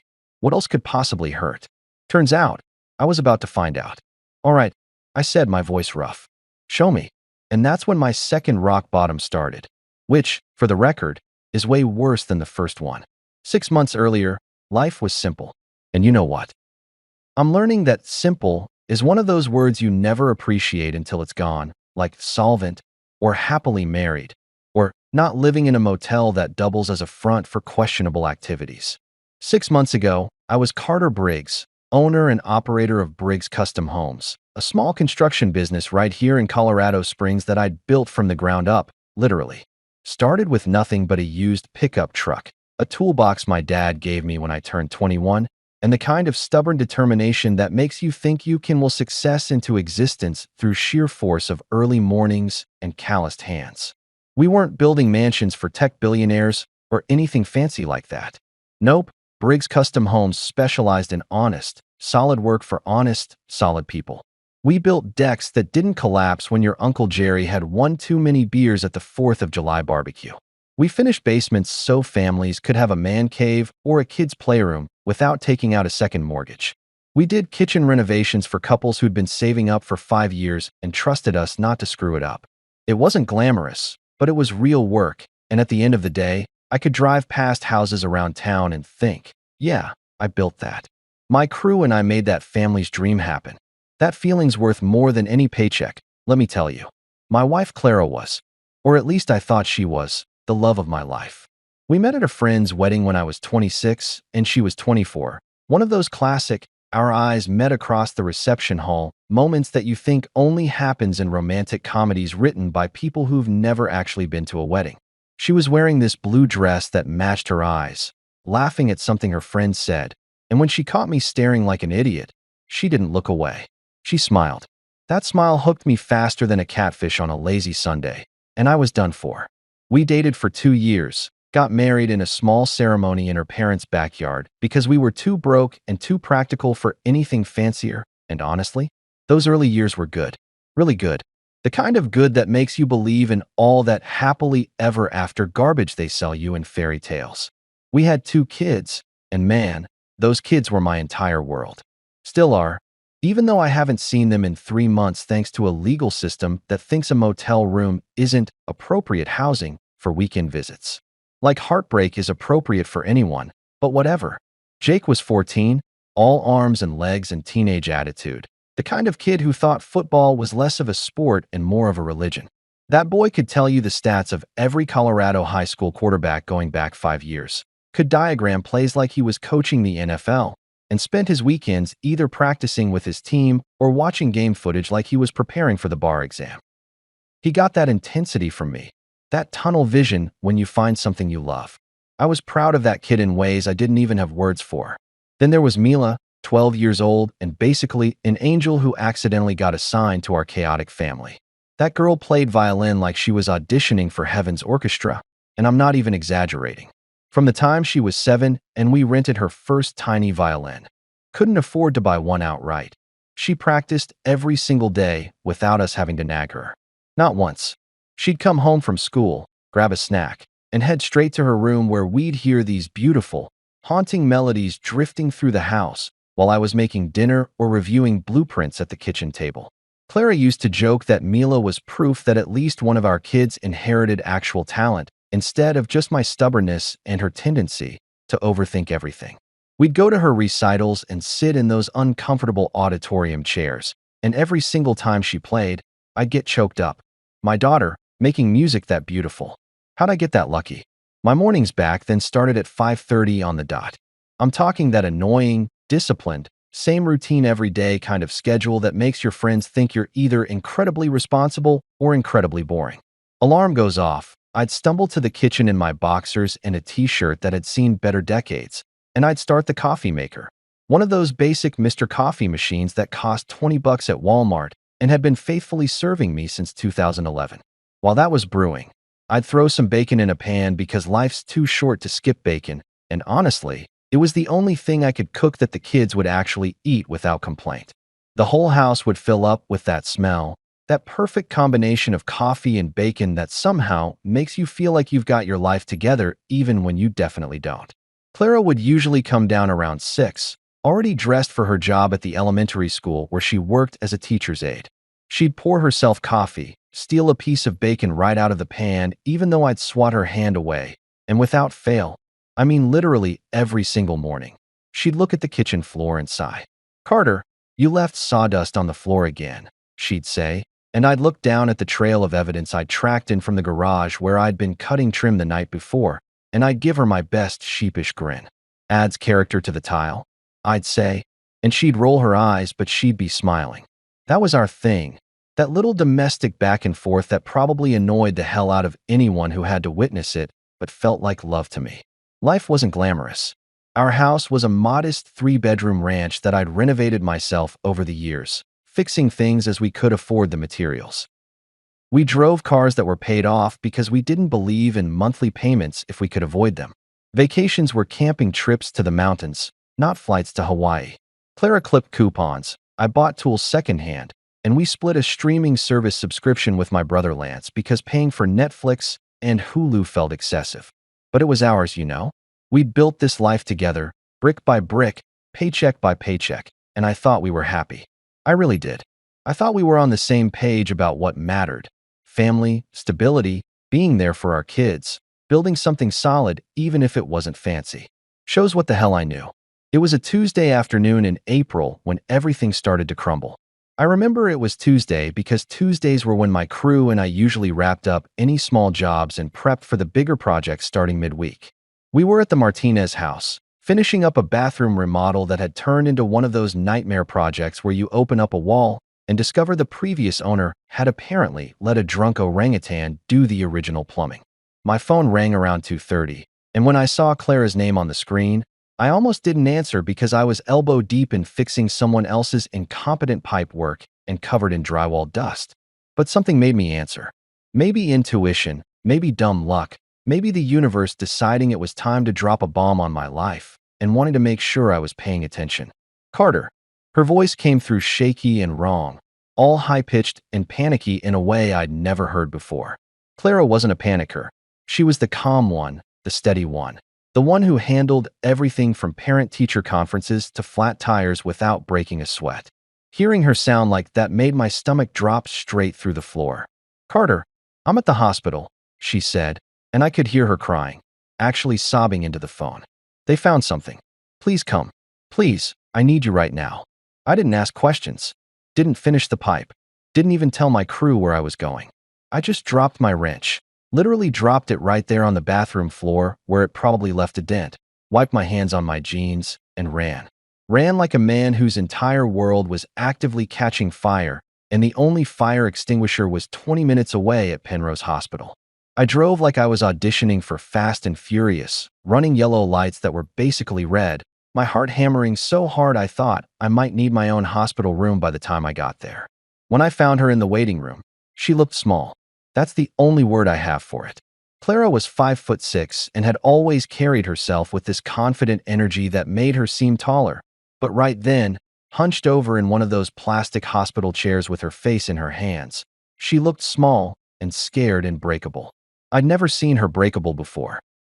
I sat down next to her and pulled her into my arms, and she buried her face in my chest and cried in a way that made me want to fight something, break something, fix something. But you can't punch cancer. Can't renovate your way out of it. Can't build a deck that makes it go away. What did they find? I asked quietly, even though I was pretty sure I didn't want to know the answer. She pulled back enough to look at me, her eyes red and swollen, mascara running down her cheeks. They did some tests last week, she whispered. I didn't tell you because I thought it was nothing.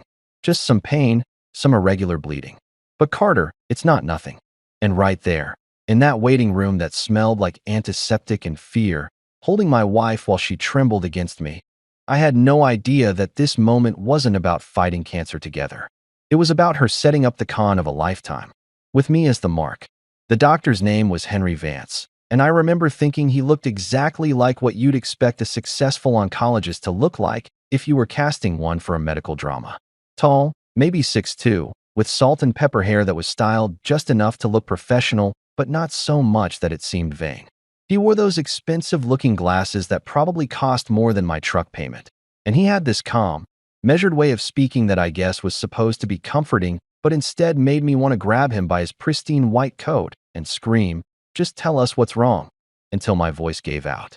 We were in one of those consultation rooms that hospitals use when they need to deliver bad news in private. You know the kind: bland beige walls, a box of tissues strategically placed on the desk like a warning sign, some generic landscape painting that was probably supposed to be soothing but just made the whole space feel more depressing. There were 3 chairs, 2 for us victims and 1 for the guy about to ruin our lives with medical terminology. Clara sat to my left, her hand gripping mine so tight I was losing circulation, but I didn't dare pull away. I just squeezed back and tried to remember how to breathe like a normal human being instead of a man waiting for an executioner to drop the axe. Dr. Vance had a folder in front of him. Seems like everyone with bad news carries folders, like the universe requires documentation for soul-crushing moments. And he opened it with the kind of careful precision that made my stomach tie itself into knots that would have impressed a Boy Scout troop leader. He looked at Clara first, then at me, and I swear to God, time slowed down. You know that feeling when you're about to get into a car accident and your brain goes into some kind of hyper-aware mode where you notice everything? The hum of the fluorescent lights overhead, the smell of industrial cleaner mixed with fear. The way Clara's breathing had gone shallow and rapid. The tiny coffee stain on Dr. Vance's collar that suggested even fancy doctors have bad mornings. "Mr. and Mrs. Briggs," he started, his voice gentle but clinical, like he'd practiced this speech 1,000 times in front of a mirror. Probably had. "I've reviewed all of Clara's test results, and I'm afraid the news isn't what we were hoping for." He paused, and I wanted to reach across that desk and fast-forward him because the suspense was physically painful. "Clara, you have ovarian cancer. Stage 3. I swear to God, my heart stopped. Just completely stopped beating for a solid 3 seconds. And in those 3 seconds, my entire brain short-circuited like someone had dumped water on the motherboard. Cancer. Stage 3. My wife. Those 3 things didn't belong in the same sentence. They couldn't. This was Clara, who did yoga every Sunday morning, who ate salads for lunch, who lectured the kids about the importance of vitamins and drinking enough water. Healthy people didn't get cancer. People who did everything right didn't get cancer. Except apparently they did, and she had. And I was sitting in this beige nightmare of a room learning that the universe didn't give a single damn about fairness or logic or the fact that we had 2 kids who needed their mom. Clara's hand was trembling in mine, not just shaking, full-on trembling like she was freezing to death even though the room was probably 75 degrees. I turned to look at her, and her face had gone completely white, all the blood drained out of it like someone had pulled a plug. Her eyes were wide and terrified, and I watched a single tear roll down her cheek in slow motion while Dr. Vance kept talking about treatment options and survival rates and a bunch of other words that sounded like they were coming from underwater. "What does that mean?" I heard myself ask, and my voice sounded weird and distant, like someone else was using my mouth to talk. "Stage 3. What does that mean exactly?" I needed numbers, percentages, something concrete to hold on to because everything else was dissolving into chaos. Dr. Vance folded his hands on top of the folder, and I hated how practiced that gesture looked. Stage 3 means the cancer has spread beyond the ovaries into the abdominal area, he explained, and each word felt like a punch to the gut. It's advanced, but it's not stage 4. We have treatment options. Aggressive treatment options. He went on to talk about chemotherapy, possibly surgery, radiation, a whole cocktail of medical interventions that sounded like they were going to put Clara through absolute hell, and I just sat there nodding like any of it was actually registering in my brain. Clara made this sound. This small, broken sound that I'd never heard come out of her before. It wasn't quite a sob, wasn't quite a gasp, just this noise of pure fear and despair that made every protective instinct I had slam into overdrive. I pulled her closer, wrapped my arm around her shoulders, and felt her collapse against me like her bones had turned to liquid. "Promise me," she whispered against my chest, her voice so quiet I almost didn't hear it over the sound of my own heartbeat thundering in my ears. "Promise me you won't let me die." And like a complete idiot, like a man who thought love and determination could beat biology and statistics, I promised. "I won't let you die," I said, and I meant it with every fiber of my being. "Whatever it takes, Clara, whatever it costs, we're gonna beat this thing together." I kissed the top of her head and tried to project confidence I absolutely did not feel. I was a construction guy. I built things, fixed things, made things stable and solid. Cancer wasn't something you could hammer into submission or shore up with better support beams, but damned if I wasn't going to try everything humanly possible. Dr. Vance started talking about next steps, about scheduling her first round of chemotherapy, about getting her set up with an oncology team, but I was only half listening. The other half of my brain was already spinning into crisis mode, trying to figure out logistics and money and how the hell we were going to manage this without completely destroying our lives. Our insurance was decent. I'd made sure of that when I started the business. Got us on a plan that covered the important stuff. But I had no idea what decent meant when you were staring down cancer treatment. That night, after we'd left the hospital and picked up the kids from Clara's sister's house without telling them anything, because how do you explain cancer to a 14-year-old and a 12-year-old without scaring them into therapy? We sat at our kitchen table surrounded by insurance paperwork that looked like it had been written in ancient hieroglyphics by a lawyer who hated humanity. Page after page of terms and conditions, coverage limits, deductibles, copays, out-of-pocket maximums. All this bureaucratic nonsense that stood between my wife and the treatment that might save her life. I had my laptop open, a calculator next to it, and 3 different highlighters because apparently color coding made the nightmare more manageable. Clara sat across from me, still pale, still shell-shocked, watching me work through the numbers with this look on her face that I couldn't quite read. Scared, definitely, but something else too. Something I'd later realize was guilt, though at the time I was too focused on the math to notice. The numbers were bad, really bad. Our insurance covered a chunk of the treatment, sure, but the deductible alone was $15,000, and after that, we were on the hook for 20% of everything. Chemotherapy, scans, doctor visits, medications, it all added up faster than I could calculate. I ran the numbers 3 times, hoping I'd made a mistake, hoping I'd missed some clause or provision that would make it less catastrophic. But every time, I came up with roughly the same total, $290,000.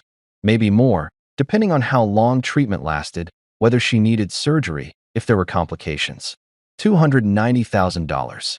I made decent money with the business, but we weren't rich. We had maybe $20,000 in savings. The bills didn't just arrive, they invaded.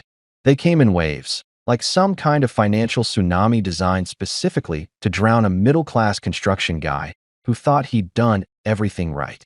Hospital bills, oncology bills, pharmacy bills, lab work bills, bills for tests I couldn't even pronounce.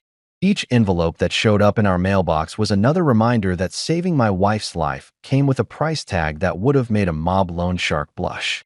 The grand total, after insurance did its pathetic little dance of, "We'll cover some of it, but definitely not enough," landed at $290,000. $290,000. I kept saying it out loud, hoping that somehow repetition would make it sound less insane. It didn't work. That's the kind of money that fundamentally changes how you think about everything. Suddenly you're looking at your truck and thinking, that's worth maybe $8,000. You're looking at your tools and thinking, could probably get $1,500 for the good ones. You're looking at your wedding ring. The one you swore you'd never take off. The one that represented forever and commitment and all that romantic garbage. And thinking, maybe 300 if I find the right pawn shop. I sold my truck first. A 2015 Ford F-150 with only 73,000 miles on it. Custom toolbox in the bed, running boards I'd installed myself. That truck had been with me through every job, every early morning drive to a work site, every late night haul to the hardware store. I'd eaten probably 1,000 breakfast burritos in that front seat, listened to the Broncos lose games on that radio, hauled lumber and drywall and dreams from one end of Colorado Springs to the other. My crew used to joke that I loved that truck more than I loved my wife. And I'd laugh and say the truck doesn't complain when I leave sawdust everywhere. And Clara would swap my arm, and everybody would chuckle because it was funny and not even remotely true. I got $8,200 for it. Sold it to a kid who was probably 22 and thought he was getting the deal of a lifetime. He was so excited, talking about all the camping trips he was going to take, all the furniture he was going to help his friends move. I shook his hand, signed over the title, and watched him drive away in a vehicle that had been part of my identity for 5 years. Then I stood in the parking lot of that used car dealership and felt like I'd just sold off a piece of my soul. $8,200 toward a $290,000 problem. Only $281,800 to go. Easy. Next was my Harley. A 2007 Sportster that I'd bought used from a guy who was going through his own divorce and needed quick cash. Funny how life comes full circle like that. I'd spent 3 years restoring that bike, learning about engines, and rebuilding the carburetor myself through YouTube videos and sheer stubborn refusal to pay a mechanic. Saturday mornings, before the kids woke up, I'd take it out on the back roads outside the city, just me and the engine and the mountains, feeling like I had freedom even if it was only for an hour. That bike represented the part of me that wasn't just dad or husband or guy who owns a small business. It was the part that still felt young and reckless and alive. Got $6,000 for it. Sold it to a lawyer who probably made more in a week than I made in 6 months, who was buying it as his midlife crisis toy and would probably ride it twice before it sat in his garage gathering dust. I didn't tell him about all the work I'd put into it, all the hours I'd spent making it perfect. What was the point? He didn't care about the story. He cared about the chrome and the leather seat and being able to tell his golf buddies he owned a Harley. I took his cashier's check, walked home, because I didn't have a truck anymore, and added $6,000 to the fund. $275,800 to go. Then came the wedding ring, and that one nearly broke me. It wasn't even worth much. Clara and I had gotten married young and broke, so I'd bought what I could afford at the time. Plain gold band, probably weighed all of an ounce, had my and Clara's initials engraved inside along with our wedding date. I'd worn that ring every single day for 15 years. Through jobs where I probably should have taken it off because I was working with power tools and heavy machinery. Through fights with Clara where I'd twist it around my finger while we argued. Through moments when I'd look down at it and remember that I'd made promises, that I'd chosen this life, that I was part of something bigger than just me.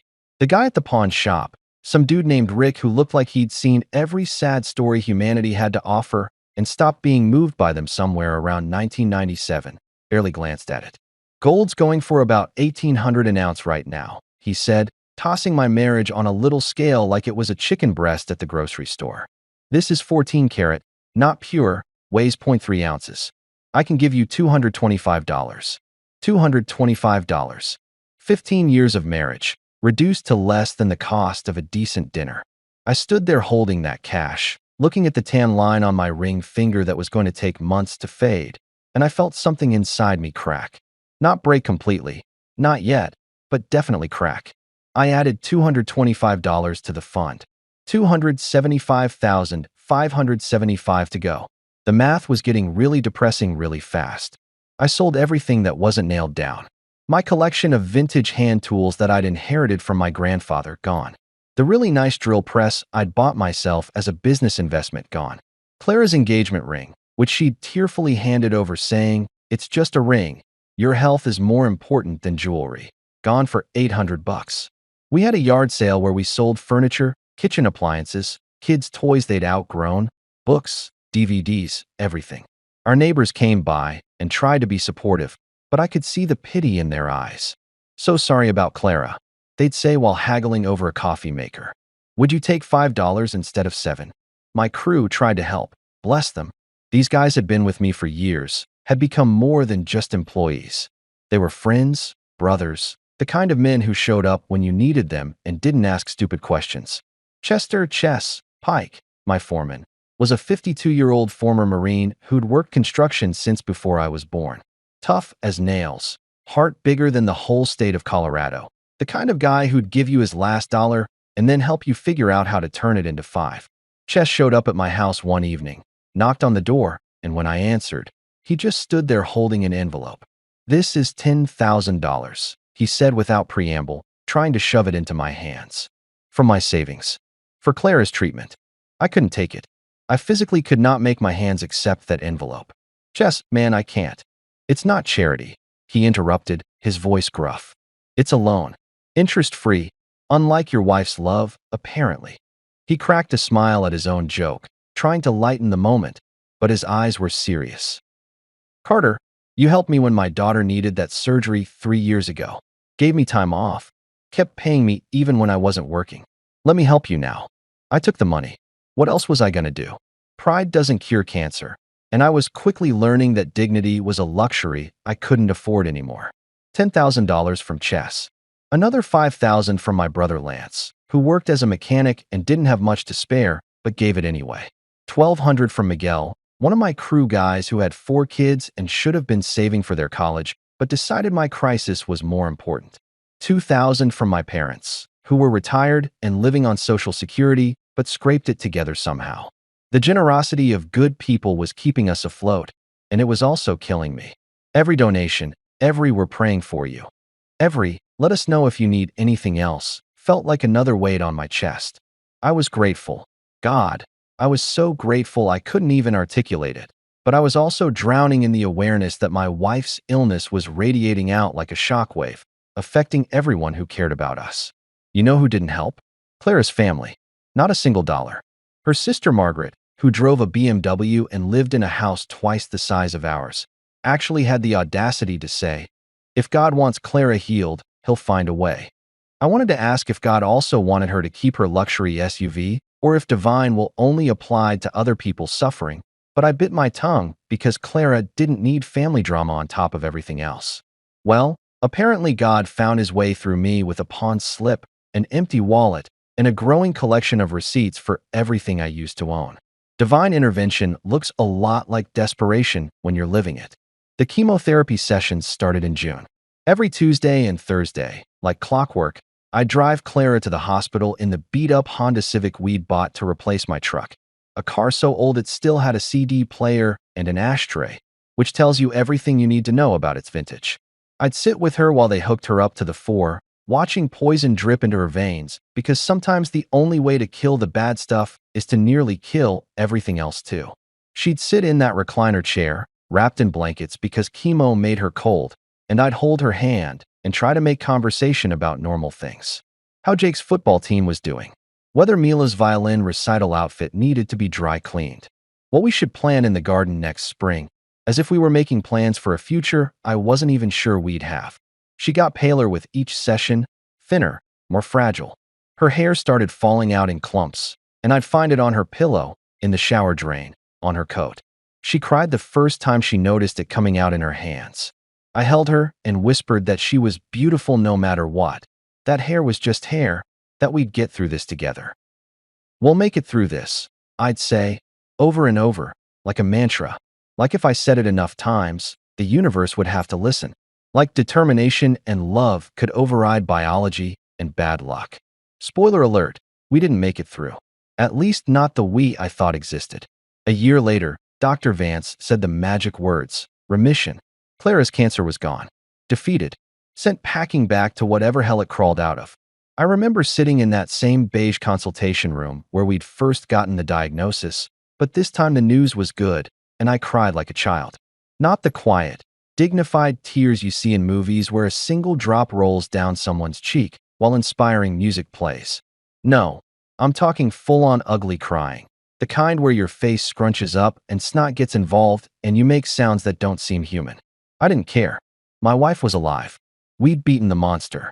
All the sacrifice, all the selling, All the sleepless nights and terror and watching her suffer through treatment. It had been worth it. Dr. Vance smiled that practiced smile of his and shook both our hands. You two fought hard, he said, like we'd been in the ring with cancer trading punches. Clara's response to treatment was remarkable. You should be very proud. I was proud. I was so relieved I felt lightheaded. I looked at Clara, expecting to see the same joy, the same overwhelming relief. But she just smiled politely and thanked the doctor. I figured she was in shock. Processing. I mean, hearing you're dying and then hearing you're not dying probably scrambles your brain a bit. We walked out of that hospital together, my arm around her shoulders, and I was already planning our future. We'd rebuild. I'd work extra jobs, get the business back on track, save up to buy back some of the stuff we'd sold. Maybe not the Harley. That ship had sailed, but other things. Important things. We'd take the kids on a real vacation, not camping, but actual hotels with pools and room service. We'd celebrate life because we'd come so close to losing it. We had a second chance, and I was going to make damn sure we didn't waste it. 2 weeks later, I came home from a job site around 6 in the evening. We'd been installing new windows in a house across town, and I was covered in caulk and sweat and looking forward to a shower and maybe grilling some burgers for dinner. I walked in through the garage like I always did, calling out, "I'm home," like I had 1,000 times before, expecting to hear Mila practicing violin or Jake yelling at his video game or Clara in the kitchen starting dinner. Instead, I found her in our bedroom with a suitcase open on the bed. Not just open, packed. Clothes folded neatly inside, shoes lined up, her toiletries bag already zipped and sitting on top. She was wearing makeup, actually styled her hair, dressed in an outfit I'd never seen before. She looked healthy, vibrant, alive. She looked like someone getting ready for a business trip or a girl's weekend, not like someone packing up to destroy her family. "What's happening?" I asked, and my voice came out weird and strangled because my brain was trying to make sense of a scene that didn't make any sense. "Where are you going? Is everything okay?" Clara didn't look at me right away. She just kept folding a sweater, this blue cashmere thing that I'd never seen her wear. That probably cost more than our monthly grocery budget. When she finally turned around, her expression was calm. Too calm. The kind of calm that comes right before a Category 5 hurricane rips your house off its foundation. "I'm leaving," she said just like that. 2 words. Simple. Devastating. Like she was commenting on the weather or telling me she was running to the store for milk. I stood there in the doorway, my tool belt still hanging heavy on my hips, trying to process what she'd just said. "Leaving? What do you mean leaving? Leaving for where? For how long?" I was grasping at reasonable explanations because the unreasonable one, the real one, was too horrible to even consider. "I'm leaving you, Carter. I filed for divorce 3 days ago." She said it matter-of-factly, the way you tell someone you changed your car insurance or switched to a new phone plan. No emotion, no hesitation, just cold, hard fact. The room tilted. I'm not being dramatic. The actual room felt like it physically tilted sideways. I grabbed the doorframe to steady myself. "Divorce? Clara, what are you talking about? We just got the all clear. You're in remission. We made it through the worst of it. We can finally start rebuilding." "I don't want to rebuild," she interrupted, still folding that damn sweater. "Not with you. I want a real man now." Those words hit me like a sledgehammer to the chest. A real man. I stared at her, waiting for the punchline. Waiting for her to say she was kidding or having some kind of post-traumatic stress response or literally anything that would make this make sense. But she just stood there, looking at me with this expression that was somehow both pitying and disgusted. "A real man," I repeated, and I could hear my voice getting louder, anger starting to cut through the shock. "What the hell does that even mean? I sold everything I owned to save your life. I worked 3 jobs. I held your hand through every chemo session. I cleaned up when you were too sick to get out of bed. I promised you we'd get through it together, and we did. What part of that wasn't real enough for you?" "I mean someone who doesn't smell like sawdust and desperation," she said, and the casual cruelty in her voice was like nothing I'd ever heard from her before. This wasn't my wife. This was a stranger wearing my wife's face. Someone with actual prospects. Someone who can provide a real life. Not this. She gestured around our bedroom, the one I'd renovated with my own hands. The one with crown molding I'd installed and a headboard I'd built custom. This mediocre middle-class existence. I felt something break inside my chest. Not crack, like it had at the pawn shop. Break. Shatter completely. Mediocre? This mediocre existence is what funded your cancer treatment. Every piece of this mediocre life got sold so you could live. She had the audacity to roll her eyes. Actually rolled her eyes at me like I was being inconvenient. And I'm grateful, Carter. I really am. But gratitude doesn't mean I have to stay married to you. People change. I changed. I survived cancer, and it made me realize life's too short to settle. Settle? The word came out as a roar. I couldn't help it. 15 years of marriage, 2 kids, a life we'd built together, and she was calling it settling? You're calling our family settling? Keep your voice down, she said, glancing toward the hallway. The kids are home. The kids. Jake and Mila. Oh God, the kids. Does this have something to do with them? Clara, we can work through whatever.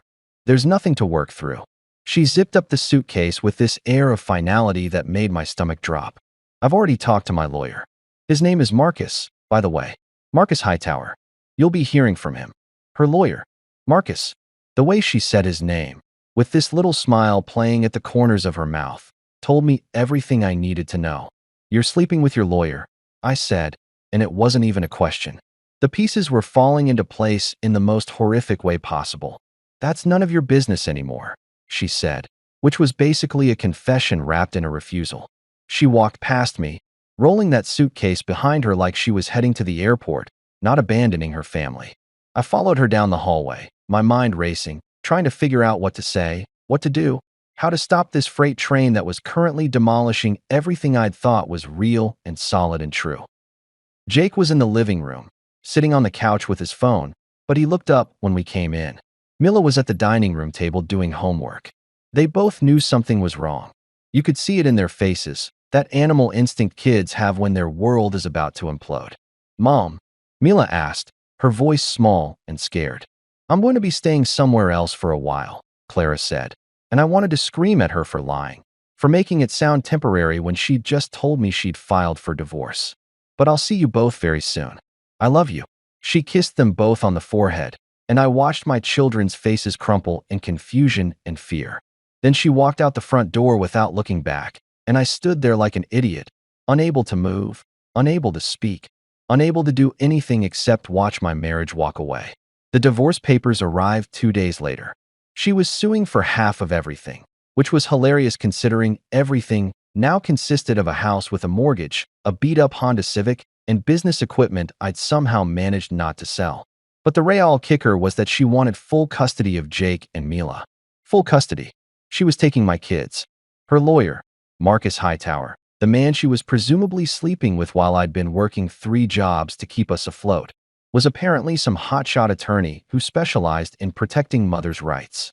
The paperwork claimed I was financially unstable, that my business was failing, that I was living beyond my means. It painted me as an irresponsible father who couldn't provide proper housing or stability. I hired the only lawyer I could afford, a guy named Ed Ramsey who worked out of a strip mall office between a nail salon and a tax preparation place. Ed was decent enough, but he was outgunned from the start. Marcus Hightower had resources, connections, and apparently no soul. Every court date, he showed up in $1,000 suits making arguments about how Clara deserved to start fresh, how she'd been through so much with her illness, how she needed support, not conflict. The judge, a woman named Patricia Hendricks who looked like she'd never had a hard day in her life, seemed to buy every word of it. She looked at me like I was something stuck to the bottom of her shoe. A construction worker who couldn't keep his wife happy. A man who'd let his business slide. Someone who couldn't even afford a decent lawyer. When the final ruling came down, Clara got primary custody. I got every other weekend, as long as I could provide appropriate housing. The judge took one look at the address I'd listed, room 108, Sunset Valley Motel, and actually frowned like I'd personally offended her. Mr. Briggs, she said, peering at me over her reading glasses, a motel room is not suitable housing for children. Visitation will be suspended until you can demonstrate you have a proper residence. I wanted to ask her what she expected me to do when my ex-wife had taken half of nothing and left me with less than that. But you don't argue with judges. You just take it and try not to break down in the courtroom. So Clara got the kids, the house, and half of what little I had left. I got a motel room, crippling depression, and the knowledge that I'd sacrificed everything to save someone who couldn't wait to throw me away the second she didn't need me anymore. That's gratitude, apparently. That's what happens when you promise to never let someone die and actually keep that promise. You die instead, just slower. Room 108 at the Sunset Valley Motel became my new definition of home, which was depressing as hell because calling it home was like calling a cardboard box under a bridge real estate. This was survival, not living. This was what happened when life stripped you down to nothing and then charged you $43 a night for the privilege of having a roof over your head and a door that locked, mostly. The room itself was exactly what you'd expect from a place that advertised weekly rates available and had a flickering neon sign out front that buzzed like a dying insect. One full-sized bed with a mattress that had seen things, felt things, and probably harbored enough DNA evidence to solve cold cases from 3 decades ago. The sheets were clean. Jerry, the manager, at least had standards about laundry, but they were that industrial white that told you they'd been bleached into submission so many times they'd given up having any personality. One pillow that was either too flat or too lumpy, depending on which side you used. A thin brown comforter that looked like it had been manufactured sometime during the Carter administration. The first one, not me. The furniture situation was equally bleak. A nightstand that wobbled if you breathed on it too hard, scarred with cigarette burns and water rings from 1,000 previous occupants who'd set down their drinks and their problems with equal carelessness. A small dresser with drawers that stuck, where I kept the few clothes I hadn't sold or lost in the divorce. A lamp with a shade that sat crooked no matter how many times I tried to straighten it, casting uneven yellow light that made everything look even more depressing than it already was. And that nightstand, God, that nightstand, had become my dinner table, my desk, my everything. I'd eat my sad canned meals off it, balance my laptop on it while I searched for jobs online, rest my forehead against it when the weight of everything got too heavy and I needed something solid to hold me up. The bathroom was its own special nightmare. A shower that had 2 temperature settings, Arctic blast or molten lava, with absolutely no middle ground. I'd learned to time my showers, jumping in and out before I either froze to death or scalded myself like a lobster. The sink dripped constantly, a rhythmic plinking sound that I'd stopped noticing after the first week because your brain can adapt to anything if it has to. The toilet ran unless you jiggled the handle just right, and the mirror had this crack in the upper right corner that made it look like I had a permanent scar on my forehead when I looked at myself, which I tried not to do often because the guy staring back at me wasn't someone I recognized anymore. Dinner was whatever came in a can. Beans, mostly. Sometimes chili if I was feeling fancy, and it was on sale at the dollar store. Ravioli on special occasions, like Tuesdays, because Tuesdays were when the store marked down their dented cans. I had a whole system worked out. I'd become a professional at poverty, an expert at stretching $5 into a week's worth of meals. I kept a plastic spoon from 7-Eleven that I washed in the bathroom sink and reused because buying actual utensils felt wasteful when I was barely keeping my head above water financially. Sometimes I'd heat the cans up using the coffee maker. Yeah, you read that right. Pour the beans into the coffee pot, run hot water through it a few times, and boom, warm dinner. Was it pathetic? Absolutely. Did it work? Unfortunately, yes. Breakfast was coffee and regret, served fresh every morning around 6 when I'd wake up to that damn flickering sign outside my window. The coffee was instant. I'm talking the cheapest possible Folgers crystals that tasted like sadness dissolved in hot water.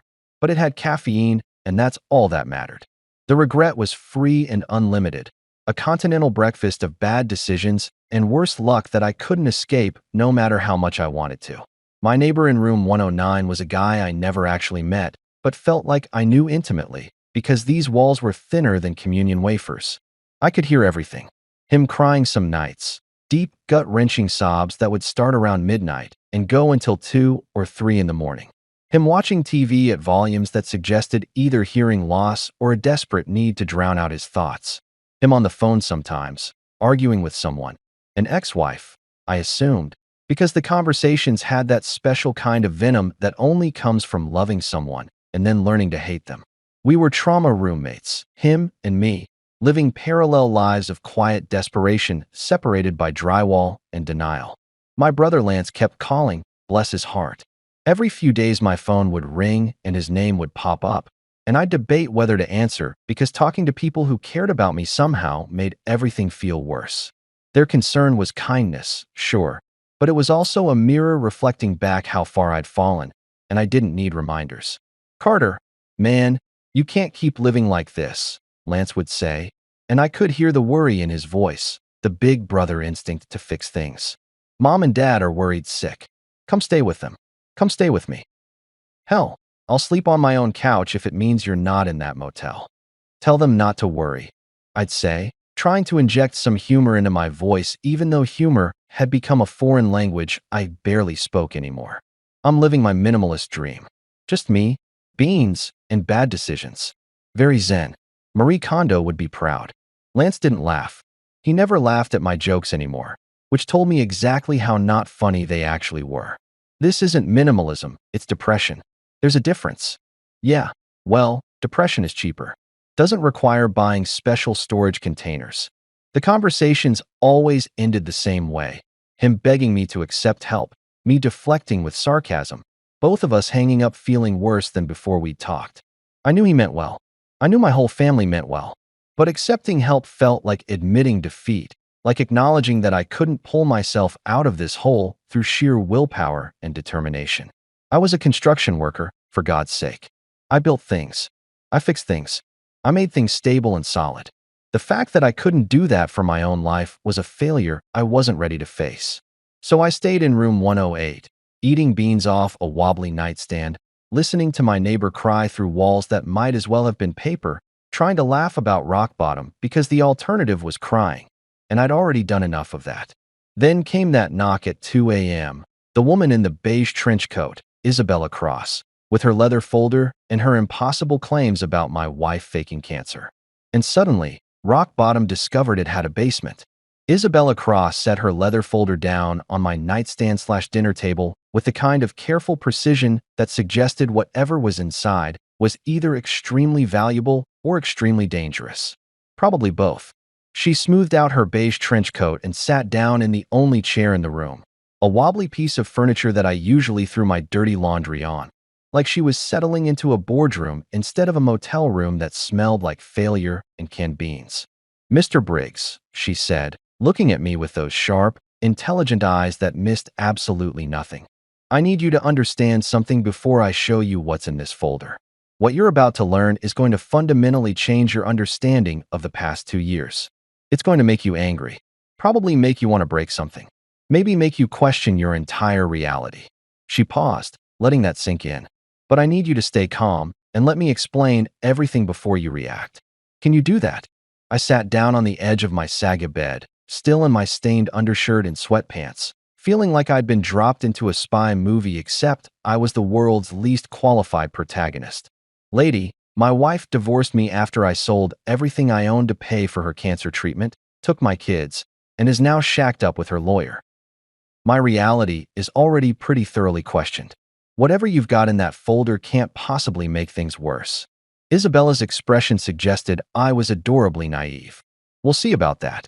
She opened the folder, and I saw it was stuffed with papers, photographs, bank statements, the kind of documentation that takes serious time and resources to compile. "Your wife doesn't know I'm here," she repeated. "And before you ask why I'm telling you this, you should know that my client, the person who hired me to investigate Clara, cares about you very much and has been working quietly behind the scenes for months to get you this information." "Who hired you?" I asked, my brain trying to run through the list of people who'd give enough of a damn to hire a private investigator. The list was short and confusing. "We'll get to that," she said, pulling out the first document. It was a medical report from Penrose Hospital with Clara's name on it. "Let's start with the basics. Mr. Briggs, your wife Clara never had cancer." The words hit my ears, but my brain refused to process them. It was like she'd just told me the sky was actually green or gravity had been a hoax this whole time. "What? She never had cancer," Isabella repeated, slower this time, watching my face carefully. "Not stage 3 ovarian cancer. Not stage anything. She faked the entire diagnosis with the help of Dr. Henry Vance." I laughed. I couldn't help it. The sound came out harsh and brittle, the kind of laugh that makes people back away slowly because they think you're losing your mind. Maybe I was. That's insane. I was at the appointments. I saw the test results. I watched her go through chemo. She lost her hair. She was sick. She was receiving vitamin infusions. Isabella interrupted, pulling out more papers. Dr. Vance has a very interesting side business where he helps wealthy patients fake illnesses for various reasons. Insurance fraud, mostly, sometimes extortion. In Clara's case, it was simpler. She wanted to drain you financially and emotionally, then leave once she'd taken everything you had. She spread photographs across my nightstand. Pictures of Clara and Dr. Vance at a restaurant, laughing. Bank statements showing transfers from my accounts to offshore locations. Medical records, the real ones, showing Clara had never been sick at all. Each piece of evidence was like a punch to the gut, and I couldn't breathe, couldn't think, couldn't do anything except stare at this impossible documentation of an impossible betrayal. The chemotherapy sessions, Isabella continued in that calm, professional voice, were saline and vitamin B12. Sometimes they'd add something to make her feel slightly nauseous so the symptoms seemed real. The hair loss was from a chemical depilatory she applied herself. Every symptom, every test result, every doctor's note, all fabricated. I picked up one of the bank statements with shaking hands. It showed a transfer of $15,000 from our joint account to something called Clearwater Holdings LLC in the Cayman Islands. The date was from 7 months ago, right in the middle of Clara's treatment. "What is this?" "That's where your money went," Isabella said. "Every time you paid a medical bill, which Dr. Vance made sure looked completely legitimate, a portion of it was funneled into offshore accounts that Clara had set up. The hospital was real. The billing department was real. But the treatments? Those were theater. Very expensive, very elaborate theater designed to bankrupt you." I stood up, pacing in the tiny space between the bed and the wall, my hands shaking so badly I had to shove them in my pockets. My wife's chemo was basically a vitamin smoothie. The absurdity of it was almost funny. Almost. I sold my truck, my motorcycle, my wedding ring.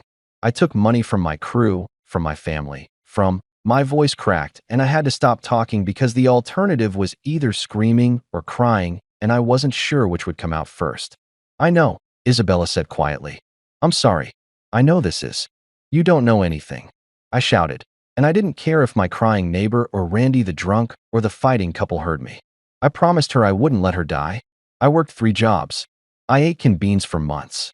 I lost my business, my house, my kids. I grabbed the edge of the nightstand to steady myself because the room was spinning. "Tell me you're wrong. Tell me you made a mistake, that this is some kind of—" "I'm not wrong," Isabella said, and her voice had this terrible certainty that made everything real. Dr. Vance confessed. Not to the police yet, that's coming, but to my investigators. We have recordings. Clara faked cancer to financially destroy you, and she did it with the help of a doctor who's been running this scam for years. I sank back down onto the bed, my legs giving out. Turns out there was a bottom below rock bottom, and I just found it. It was discovering that the worst year of your life had been manufactured, deliberately, by the person you'd loved most in the world. Why? I managed to ask. Why would she do this? Isabella pulled out another photograph. This one showed Clara with a man I didn't recognize. Expensive suit, perfectly styled hair, the kind of guy who looked like he'd never worried about money a day in his life. They were at what looked like a fancy restaurant, holding hands across the table. "This is Trevor Ashworth, investment banker, worth about $8 million. Clara met him 2 years ago at a charity gala her sister dragged her to. They started an affair, and according to our investigation, she decided she wanted out of your marriage but needed a way to take as much money as possible on her way out the door. So she faked cancer." I said it out loud, trying to make it make sense. It didn't. "So she faked cancer," Isabella confirmed. "The plan was brilliant, honestly. She gets you to liquidate everything to pay for her treatment. She gets sympathy from everyone. She looks like a brave survivor. And then once you're completely broke, she leaves you for someone who can give her the lifestyle she actually wants. By the time you figured out what happened, if you ever figured it out, she'd be long gone with your money and you'd be too destroyed to fight back." "Marcus Hightower," I said, remembering Clara's lawyer. "Her boyfriend, the one she's living with now. Also part of it," Isabella said. "Trevor Ashworth is her actual boyfriend. Marcus Hightower is her lawyer/accomplice who made sure the divorce went exactly how she wanted it. Full custody, half your assets, you living in a motel, unable to see your kids. It was all planned, Carter. Every bit of it. I looked at the pile of evidence on my nightstand. Photos, bank records, fake medical documents, real medical documents, transcripts of conversations between Clara and Dr. Vance discussing their business arrangement. It was all there. Undeniable. Real. My wife's miracle recovery wasn't from beating cancer. It was from counting cash. From successfully executing a con that destroyed my entire life while making her look like a brave survivor. I need to know who hired you, I said, my voice hoarse. Who's been investigating this? Who knew? Isabella smiled slightly. Your father, Raymond Briggs. He suspected something was off when Clara refused to let your parents visit her during treatments. Said she didn't want them to see her like this.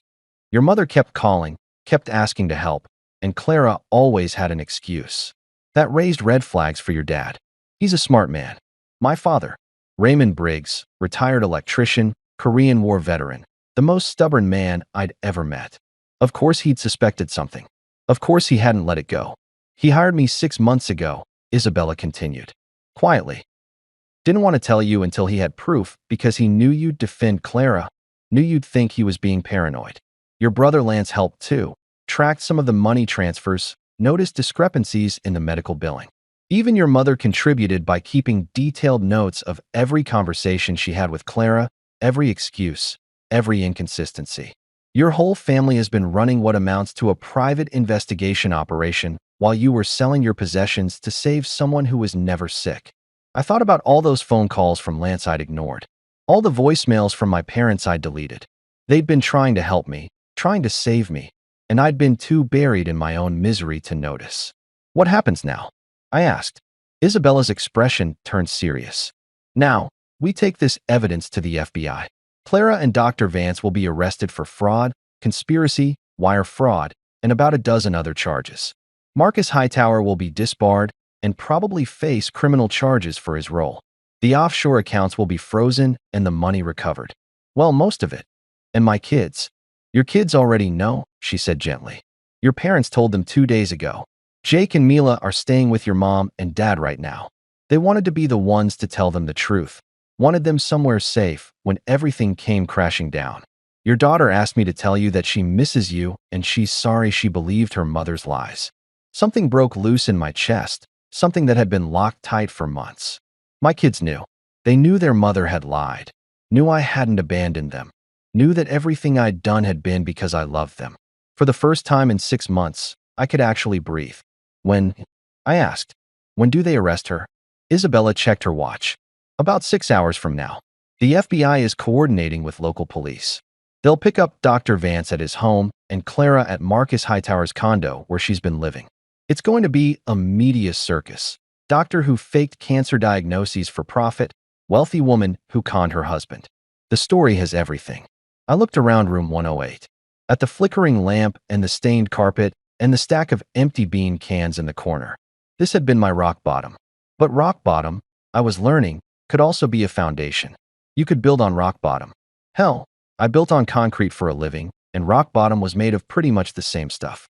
Thank you, I said to Isabella, for doing this, for giving me the truth. She stood up, gathering her folder.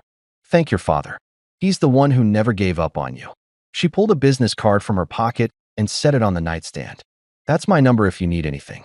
The FBI will want to interview you tomorrow. For now, I suggest you call your family. They've been waiting a long time to hear from you. After she left, I sat in room 108 holding that business card, staring at the evidence of my wife's betrayal spread across my nightstand. And for the first time in months, I didn't feel completely hopeless. I felt angry. And anger, it turns out, is a much better fuel than despair. I called my dad at 3 in the morning. Didn't even think about the time, just pulled out my phone and hit his number before I could talk myself out of it. He answered on the second ring, voice alert and clear like he'd been waiting by the phone. Knowing my father, he probably had been. Carter. His voice cracked slightly on my name, and I realized this was the first time we'd actually spoken in 2 months. I'd been avoiding everyone, drowning in my own misery, too proud or too ashamed to reach out. Son, are you okay? Isabella Cross just left, I said, and my voice sounded strange to my own ears, rough from months of not saying much of anything to anyone. She told me everything. Dad, what the hell were you thinking, running a full investigation without telling me? There was a pause, and I heard him take a deep breath. I was thinking my son was being destroyed by a woman who didn't deserve him, and I needed proof before I could help him see it. You loved her, Carter. If I'd come to you 6 months ago saying I thought Clara was faking cancer, would you have believed me? He was right, and we both knew it. I would have thought he was crazy, would have defended Clara, probably would have cut him off for even suggesting something so horrible. No, I admitted. I would have told you to mind your own business and hung up on you. Exactly. So your mother and I decided to mind our business by hiring the best private investigator in Colorado Springs and building a case that even you couldn't deny. I could hear the steel in his voice, that stubborn determination that had gotten him through war and poverty and 50 years of marriage to my equally stubborn mother. Nobody hurts my son and gets away with it. I don't care if she had 100 fake doctors backing her up. I laughed, and this time it wasn't bitter or broken. It was real. You hired a PI while I was living in a motel eating beans out of a can. We would have helped you sooner, but we needed time to gather evidence, he said, and I heard regret in his voice. Every time your mother wanted to drive over there and drag you home, I had to remind her that we were playing the long game, that we needed to let Clara think she'd won so she'd get sloppy. It killed us, son. Watching you suffer like that and not being able to tell you why we needed you to wait just a little longer. How long have you known? I asked, sitting down on my bed because my legs felt shaky again. When did you figure out it was all fake? I suspected from the beginning, Dad said. When Clara told us about the diagnosis, something felt off. Your mother wanted to come to the hospital, wanted to be there for the appointments, and Clara kept making excuses. The doctors don't allow visitors. It's too stressful to have people around. I need Carter to be my only support right now. Every excuse in the book to keep us away. That's not how cancer patients act, Carter. When you're fighting for your life, you want your family close. You don't push them away. I thought about all those appointments where it had been just me and Clara, how she'd insisted on privacy, on handling it our way, on not burdening anyone else with her struggle. I thought it was about dignity. Turns out it was about maintaining the con. Lance figured out the money trail about 4 months ago, Dad continued. He was helping you with your business taxes, saw some of the medical bills, and something didn't add up. The amounts were too round, too convenient. Real medical billing is a mess. Random charges, weird codes, nickel-and-diming you for every cotton swab. These bills looked like someone had created them from a template. So he started digging, found the offshore accounts, traced the transfers. My little brother was running forensic accounting on my wife, I said, shaking my head in disbelief. Your little brother loves you and knows his way around spreadsheets, Dad corrected. Between Lance's financial investigation and Isabella's surveillance, we built a case that the FBI couldn't ignore. Even your mother contributed. She kept every text message Clara ever sent her, every voicemail, cataloged every lie and inconsistency. Your mom might seem sweet, but she's got a memory like a steel trap and a grudge like you wouldn't believe. I imagine my tiny, 5'2" mother sitting at her kitchen table with a notebook, documenting every interaction with Clara like she was gathering intelligence for the CIA.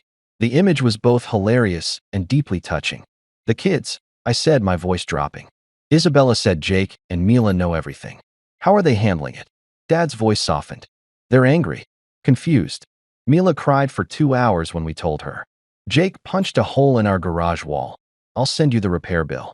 He was joking, trying to lighten the moment, but I could hear the pain underneath. But they're also relieved, son. They thought you'd abandoned them, thought you'd stopped caring. When we explained what really happened, that you'd sold everything trying to save their mother, that the court wouldn't let you see them because of the motel. Carter, your daughter said, I knew Dad wouldn't just leave us. I knew there had to be a reason. I put my hand over my face, feeling tears I'd been holding back for months finally breaking through. My kids had faith in me, even when I'd lost faith in myself. They'd known, somewhere deep down, that something wasn't right. They want to see you, Dad added. Tomorrow, after the arrests. Your mother's making pot roast, your favorite. We'll all be there. Your family, son. The people who never stopped believing in you, even when you'd given up on yourself. I'm sorry, I said, and the words felt inadequate for everything I needed to apologize for. I'm sorry I shut you all out. I'm sorry I didn't see what was happening. I'm sorry I... Stop, Dad interrupted firmly. You were a good husband doing everything you could to save your wife. There's no shame in that. The shame belongs to Clara and everyone who helped her. You were the victim here, Carter, not the villain. Don't you dare apologize for having a heart.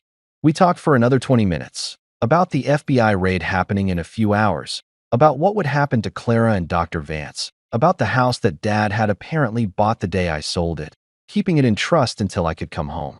He'd planned for my return before I even knew I'd be returning. Had faith I'd rebuild before I believed I could. One more thing, Dad said before we hung up. Chess called me last week. Him and the rest of your crew. They want Briggs Custom Homes back up and running. So they've been turning down jobs for 6 months waiting for their boss to come back. You've got a crew ready to work the second you're ready to lead them. My crew. Chess, Miguel, Tommy, the guys who'd stood by me, who'd offered their own money, who'd apparently been waiting all this time for me to find my way back. I hadn't just lost a business. I'd abandoned people who depended on me. And they'd waited anyway. Tell them I'll see them Monday, I said, and I meant it. After I hung up, I looked around room 108 one last time. The flickering lamp, the stained carpet, the stack of bean cans that represented my lowest point. This room had been my prison and my penance, the place where I'd learned that rock bottom had a foundation. And foundations, I knew better than anyone, were exactly what you needed to start building something new. Tomorrow, the FBI would arrest my ex-wife for fraud. Tomorrow, I'd see my kids for the first time in 3 months. Tomorrow, I'd start putting my life back together with the help of a family who'd never stopped fighting for me, even when I'd stopped fighting for myself. But tonight, I was still in room 108, surrounded by evidence of my wife's betrayal and my family's love, learning that sometimes the knock at your door at 2 a.m. isn't disaster. Sometimes it's salvation wearing a beige trench coat. The next morning, the FBI raided Clara and Marcus Hightower's luxury condo in the nice part of town. You know, the part where people have doormen and heated garage parking and probably don't know what canned beans taste like. I wasn't there to see it happen, but Isabella called me at 7 a.m. to give me the play-by-play like she was reporting on a sports game. They got her, she said, and I could hear the satisfaction in her voice. Clara, Dr. Vance, and Marcus Hightower, all in custody. The look on her face when they put the handcuffs on was, and I quote from the agent who called me, absolutely priceless. I should have felt triumphant, vindicated, something big and dramatic.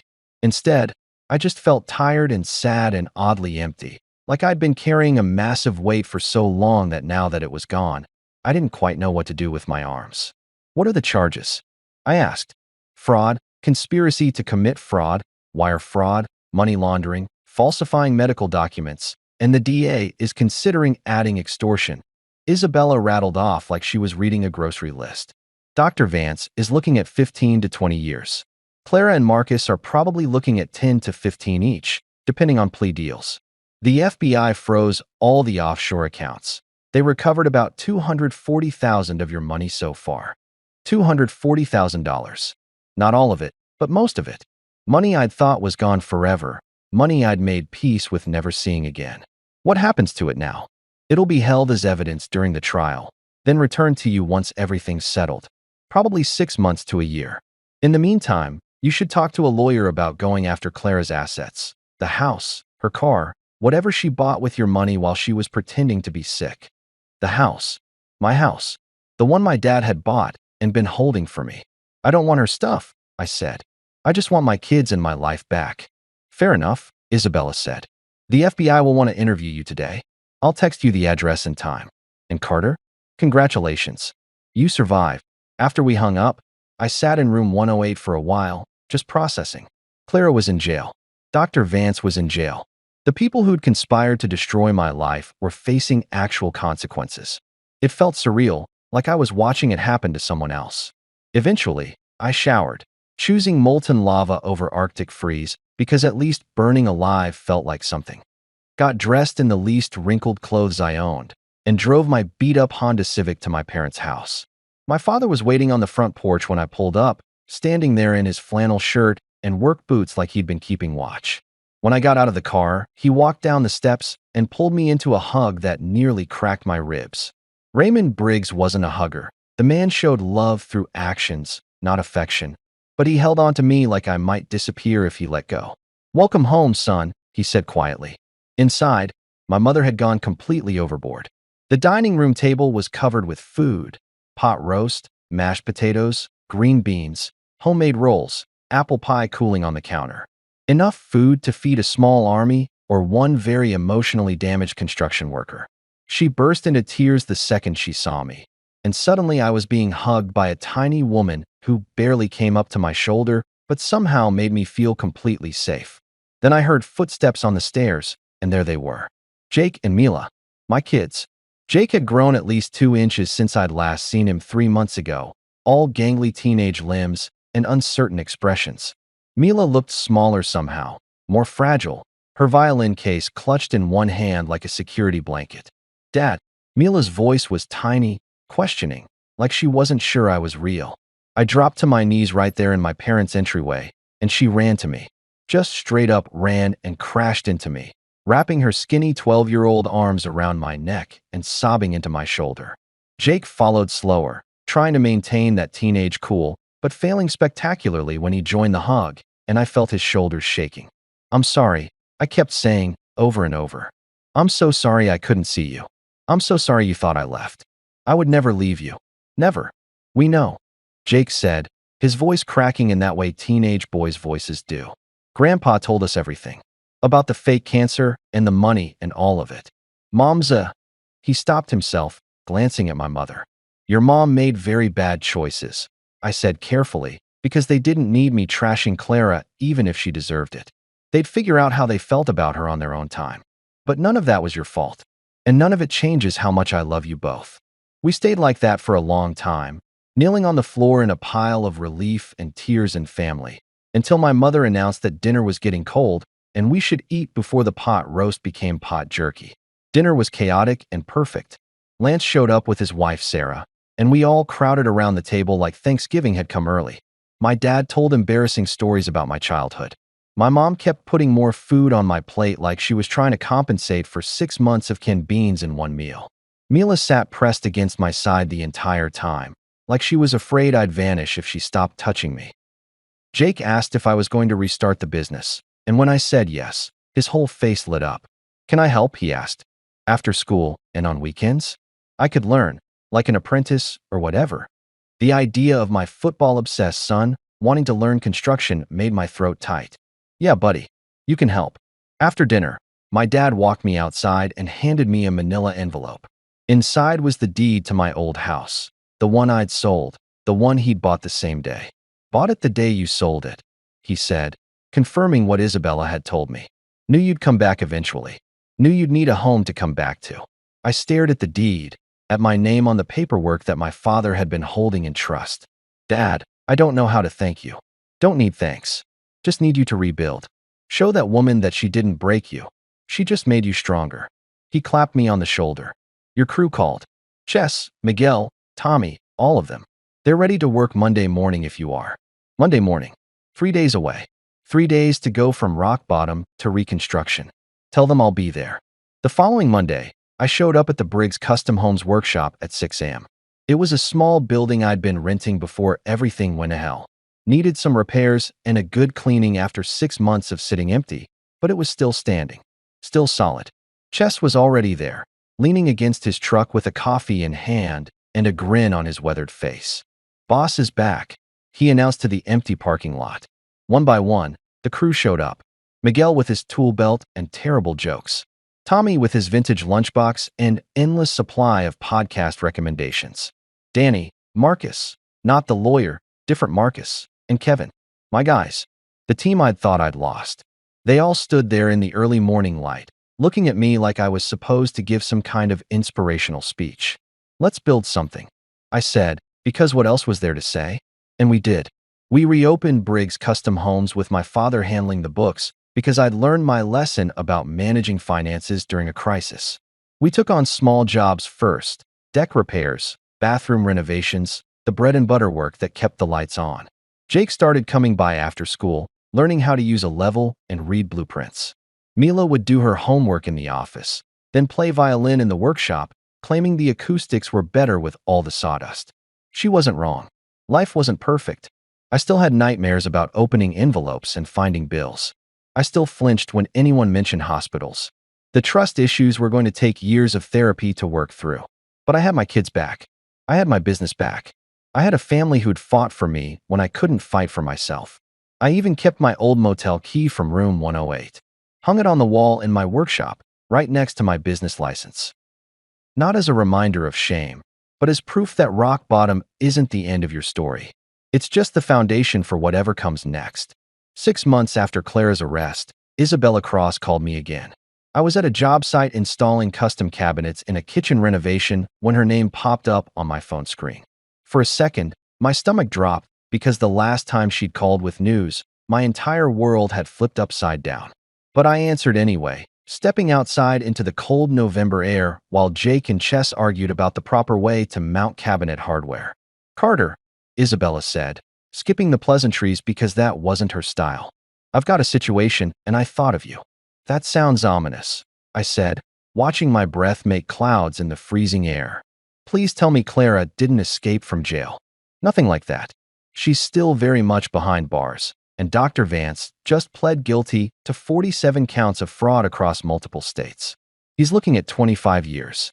I could hear the satisfaction in her voice. Isabella really hated people who conned innocent victims. "No, this is different. I've got another case. A man whose wife is claiming she has cancer. Stage 4 breast cancer, to be specific. He's already started selling his possessions to pay for treatment." My blood went cold. "Please tell me you're joking." I wish I was. "His name is David Chun. He's a high school teacher in Denver, married 15 years, 2 kids. His wife Michelle started treatment 3 months ago. He's already sold his car, taken out a second mortgage, borrowed money from his parents." Sound familiar? It sounded horrifically familiar. Like listening to my own story being played back to me on repeat. "What makes you think it's fake?" "His brother-in-law hired me. Said something felt off about the whole thing. Same red flags your dad noticed. No family allowed at appointments, weird billing patterns, and the wife suddenly being very interested in offshore investment opportunities." Isabella paused. "I did some preliminary investigating. The doctor's name is Richard Pemberton. Want to guess who he went to medical school with?" "Henry Vance," I said, already knowing the answer. "Bingo. Looks like Dr. Vance wasn't the only one running this scam. Pemberton's been operating the same way. Fake diagnoses, vitamin infusions disguised as chemo, elaborate billing schemes. I've got enough for a warrant, but I thought you might want to talk to David before the FBI shows up and turns his life into a circus." I thought about David Chun, some high school teacher I'd never met, going through exactly what I'd gone through. Selling everything he owned to save someone who was lying to him. Working multiple jobs, eating ramen, losing sleep, sacrificing everything for a woman who was counting his money instead of her remaining days. The rage that swept through me was white-hot and immediate. "Give me his address," I said. "I'll talk to him." 2 days later, I drove to Denver and knocked on David Chin's door at 7 in the evening. He answered looking exactly how I'd looked 6 months ago, exhausted, defeated, wearing clothes that had seen better days, and an expression that suggested he'd forgotten what hope felt like. He was maybe 40, Asian American, with dark circles under his eyes that could have been trenches. "David Chun," I asked. "If you're here about money, I don't have any," he said tiredly. "If you're here about the second mortgage, I'm working on it. If you're here to tell me about Jesus, I appreciate the thought, but I'm really not in the—" "I'm here about your wife's cancer," I interrupted. "And I need you to listen to me very carefully because what I'm about to tell you is going to sound insane, but it's going to save your life." He stared at me like I'd just spoken Martian. "Who the hell are you?" "My name is Carter Briggs. 6 months ago, my wife faked having cancer to drain me financially. She worked with a doctor named Henry Vance to create fake medical records, fake treatments, fake everything. I sold my truck, my motorcycle, my wedding ring, borrowed money from everyone I knew, and worked myself into the ground trying to save her. Then she divorced me, took my kids, and ran off with her boyfriend. Sound like a nightmare?" David's face had gone pale. That's horrible, but what does that have to?" "Your wife's doctor, Richard Pemberton, went to medical school with Henry Vance," I said, pulling out the folder Isabella had given me. "They've been running the same scam. Your wife doesn't have stage 4 breast cancer, David. She's been receiving vitamin infusions and saline. Every bill you've paid has been funneled into offshore accounts. The FBI is going to raid Dr. Pemberton's office in 72 hours, and your wife is going to be arrested for fraud. I watched him process this information, saw the denial flash across his face, then the anger, then the desperate hope that maybe, just maybe, I was telling the truth and his wife wasn't dying. He took the folder from me with shaking hands and started going through the documents. Bank statements showing transfers from his accounts to Cayman Island Holdings, surveillance photos of Michelle Chun meeting with Dr. Pemberton at expensive restaurants, medical records showing she'd never actually had cancer. "This can't be real," he whispered, but his voice said he knew it was. "Michelle wouldn't. We have kids. We have a family. She wouldn't do this." "Clara had kids too," I said quietly. "Two of them. Didn't stop her. These women, they see an opportunity, they take it. They don't care who they destroy in the process." David sank down onto his front steps, still holding the folder, and I sat down next to him. We stayed there in silence for a while. Two men who'd been conned by the people they'd loved most, watching cars drive by on a street in Denver while the weight of betrayal settled over us like snow. "What do I do?" he finally asked. "You call the FBI," I said. "You cooperate with the investigation. You get your money back, most of it anyway. You protect your kids, and then you rebuild." I pulled out my business card and handed it to him. "And if you need someone to talk to who actually understands what you're going through, you call me. Anytime, day or night. Because the thing about hitting rock bottom is that you don't have to do it alone." David took the card, his hands still trembling. "Did you rebuild? After everything that happened to you?" I thought about Briggs Custom Homes running at full capacity again. About Jake learning to use a circular saw and Mila playing Beethoven in my workshop. About Sunday dinners at my parents' house where my mom still tried to feed me enough food to make up for 6 months of canned beans. About the motel key hanging on my workshop wall as a reminder that I'd survived the unsurvivable. "Yeah," I said. "I rebuilt. It wasn't easy, and it took a lot of help from people who refused to give up on me. But I rebuilt. And you will too." 3 days later, Michelle Chun and Dr. Richard Pemberton were arrested. The FBI recovered almost all of David's money. He called me a week after that to thank me, his voice stronger than it had been on his front steps. "My kids know the truth now," he said. "And my brother-in-law, the one who hired the investigator, he's helping me find a good therapist. I think I'm going to be okay." "You are going to be okay," I told him. "And when you are, maybe you pass it forward. Help the next guy who doesn't see it coming." That became my thing, actually. Isabella would call when she found cases that looked like the Vance Pemberton scam, and I'd go talk to the victims. Sometimes they believed me right away. Sometimes they told me to get off their property and stop slandering their wives. But I kept showing up because I knew what it was like to be so deep in the con that you couldn't see daylight. And sometimes all it takes is one person telling you the truth to save your life. On a cold December evening, I attended Mila's violin recital at the high school auditorium. She was performing a solo, Vivaldi's Winter from the Four Seasons, which she'd been practicing for months. I sat in the audience between my parents, with Jake on my other side trying to look cool, but obviously proud of his little sister, and Lance and Sarah behind us making the whole thing feel like a family affair. When Mila walked onto that stage in her black dress, carrying her violin like it was made of glass and magic, I felt my throat get tight. This girl had believed in me when I couldn't believe in myself. Had faith that her dad hadn't abandoned her even when every piece of evidence suggested otherwise. Had waited 3 months to see me again and never once blamed me for the custody ruling. She started playing, and the whole auditorium went silent. The music poured out of her violin like liquid gold, beautiful and haunting and technically perfect. I watched her fingers fly across the strings, watched her close her eyes and lose herself in the music, and I thought about how close I'd come to missing this. How if Isabella hadn't knocked on my door at 2:13 a.m., if my father hadn't hired her, if my family hadn't fought for me when I'd stopped fighting for myself, I wouldn't be here. I'd probably still be in room 108 eating beans and wondering where my life had gone wrong. When she finished, the applause was thunderous. Mila opened her eyes, found me in the audience, and smiled. Just smiled. And in that smile was forgiveness and love and the promise that we were going to be okay. All of us. After the recital, my father pulled me aside in the parking lot while everyone else was loading into cars and arguing about where to go for celebratory ice cream. He put his hand on my shoulder, that same firm, steady grip that had held me up my entire life, and said, "Told you love would rebuild you."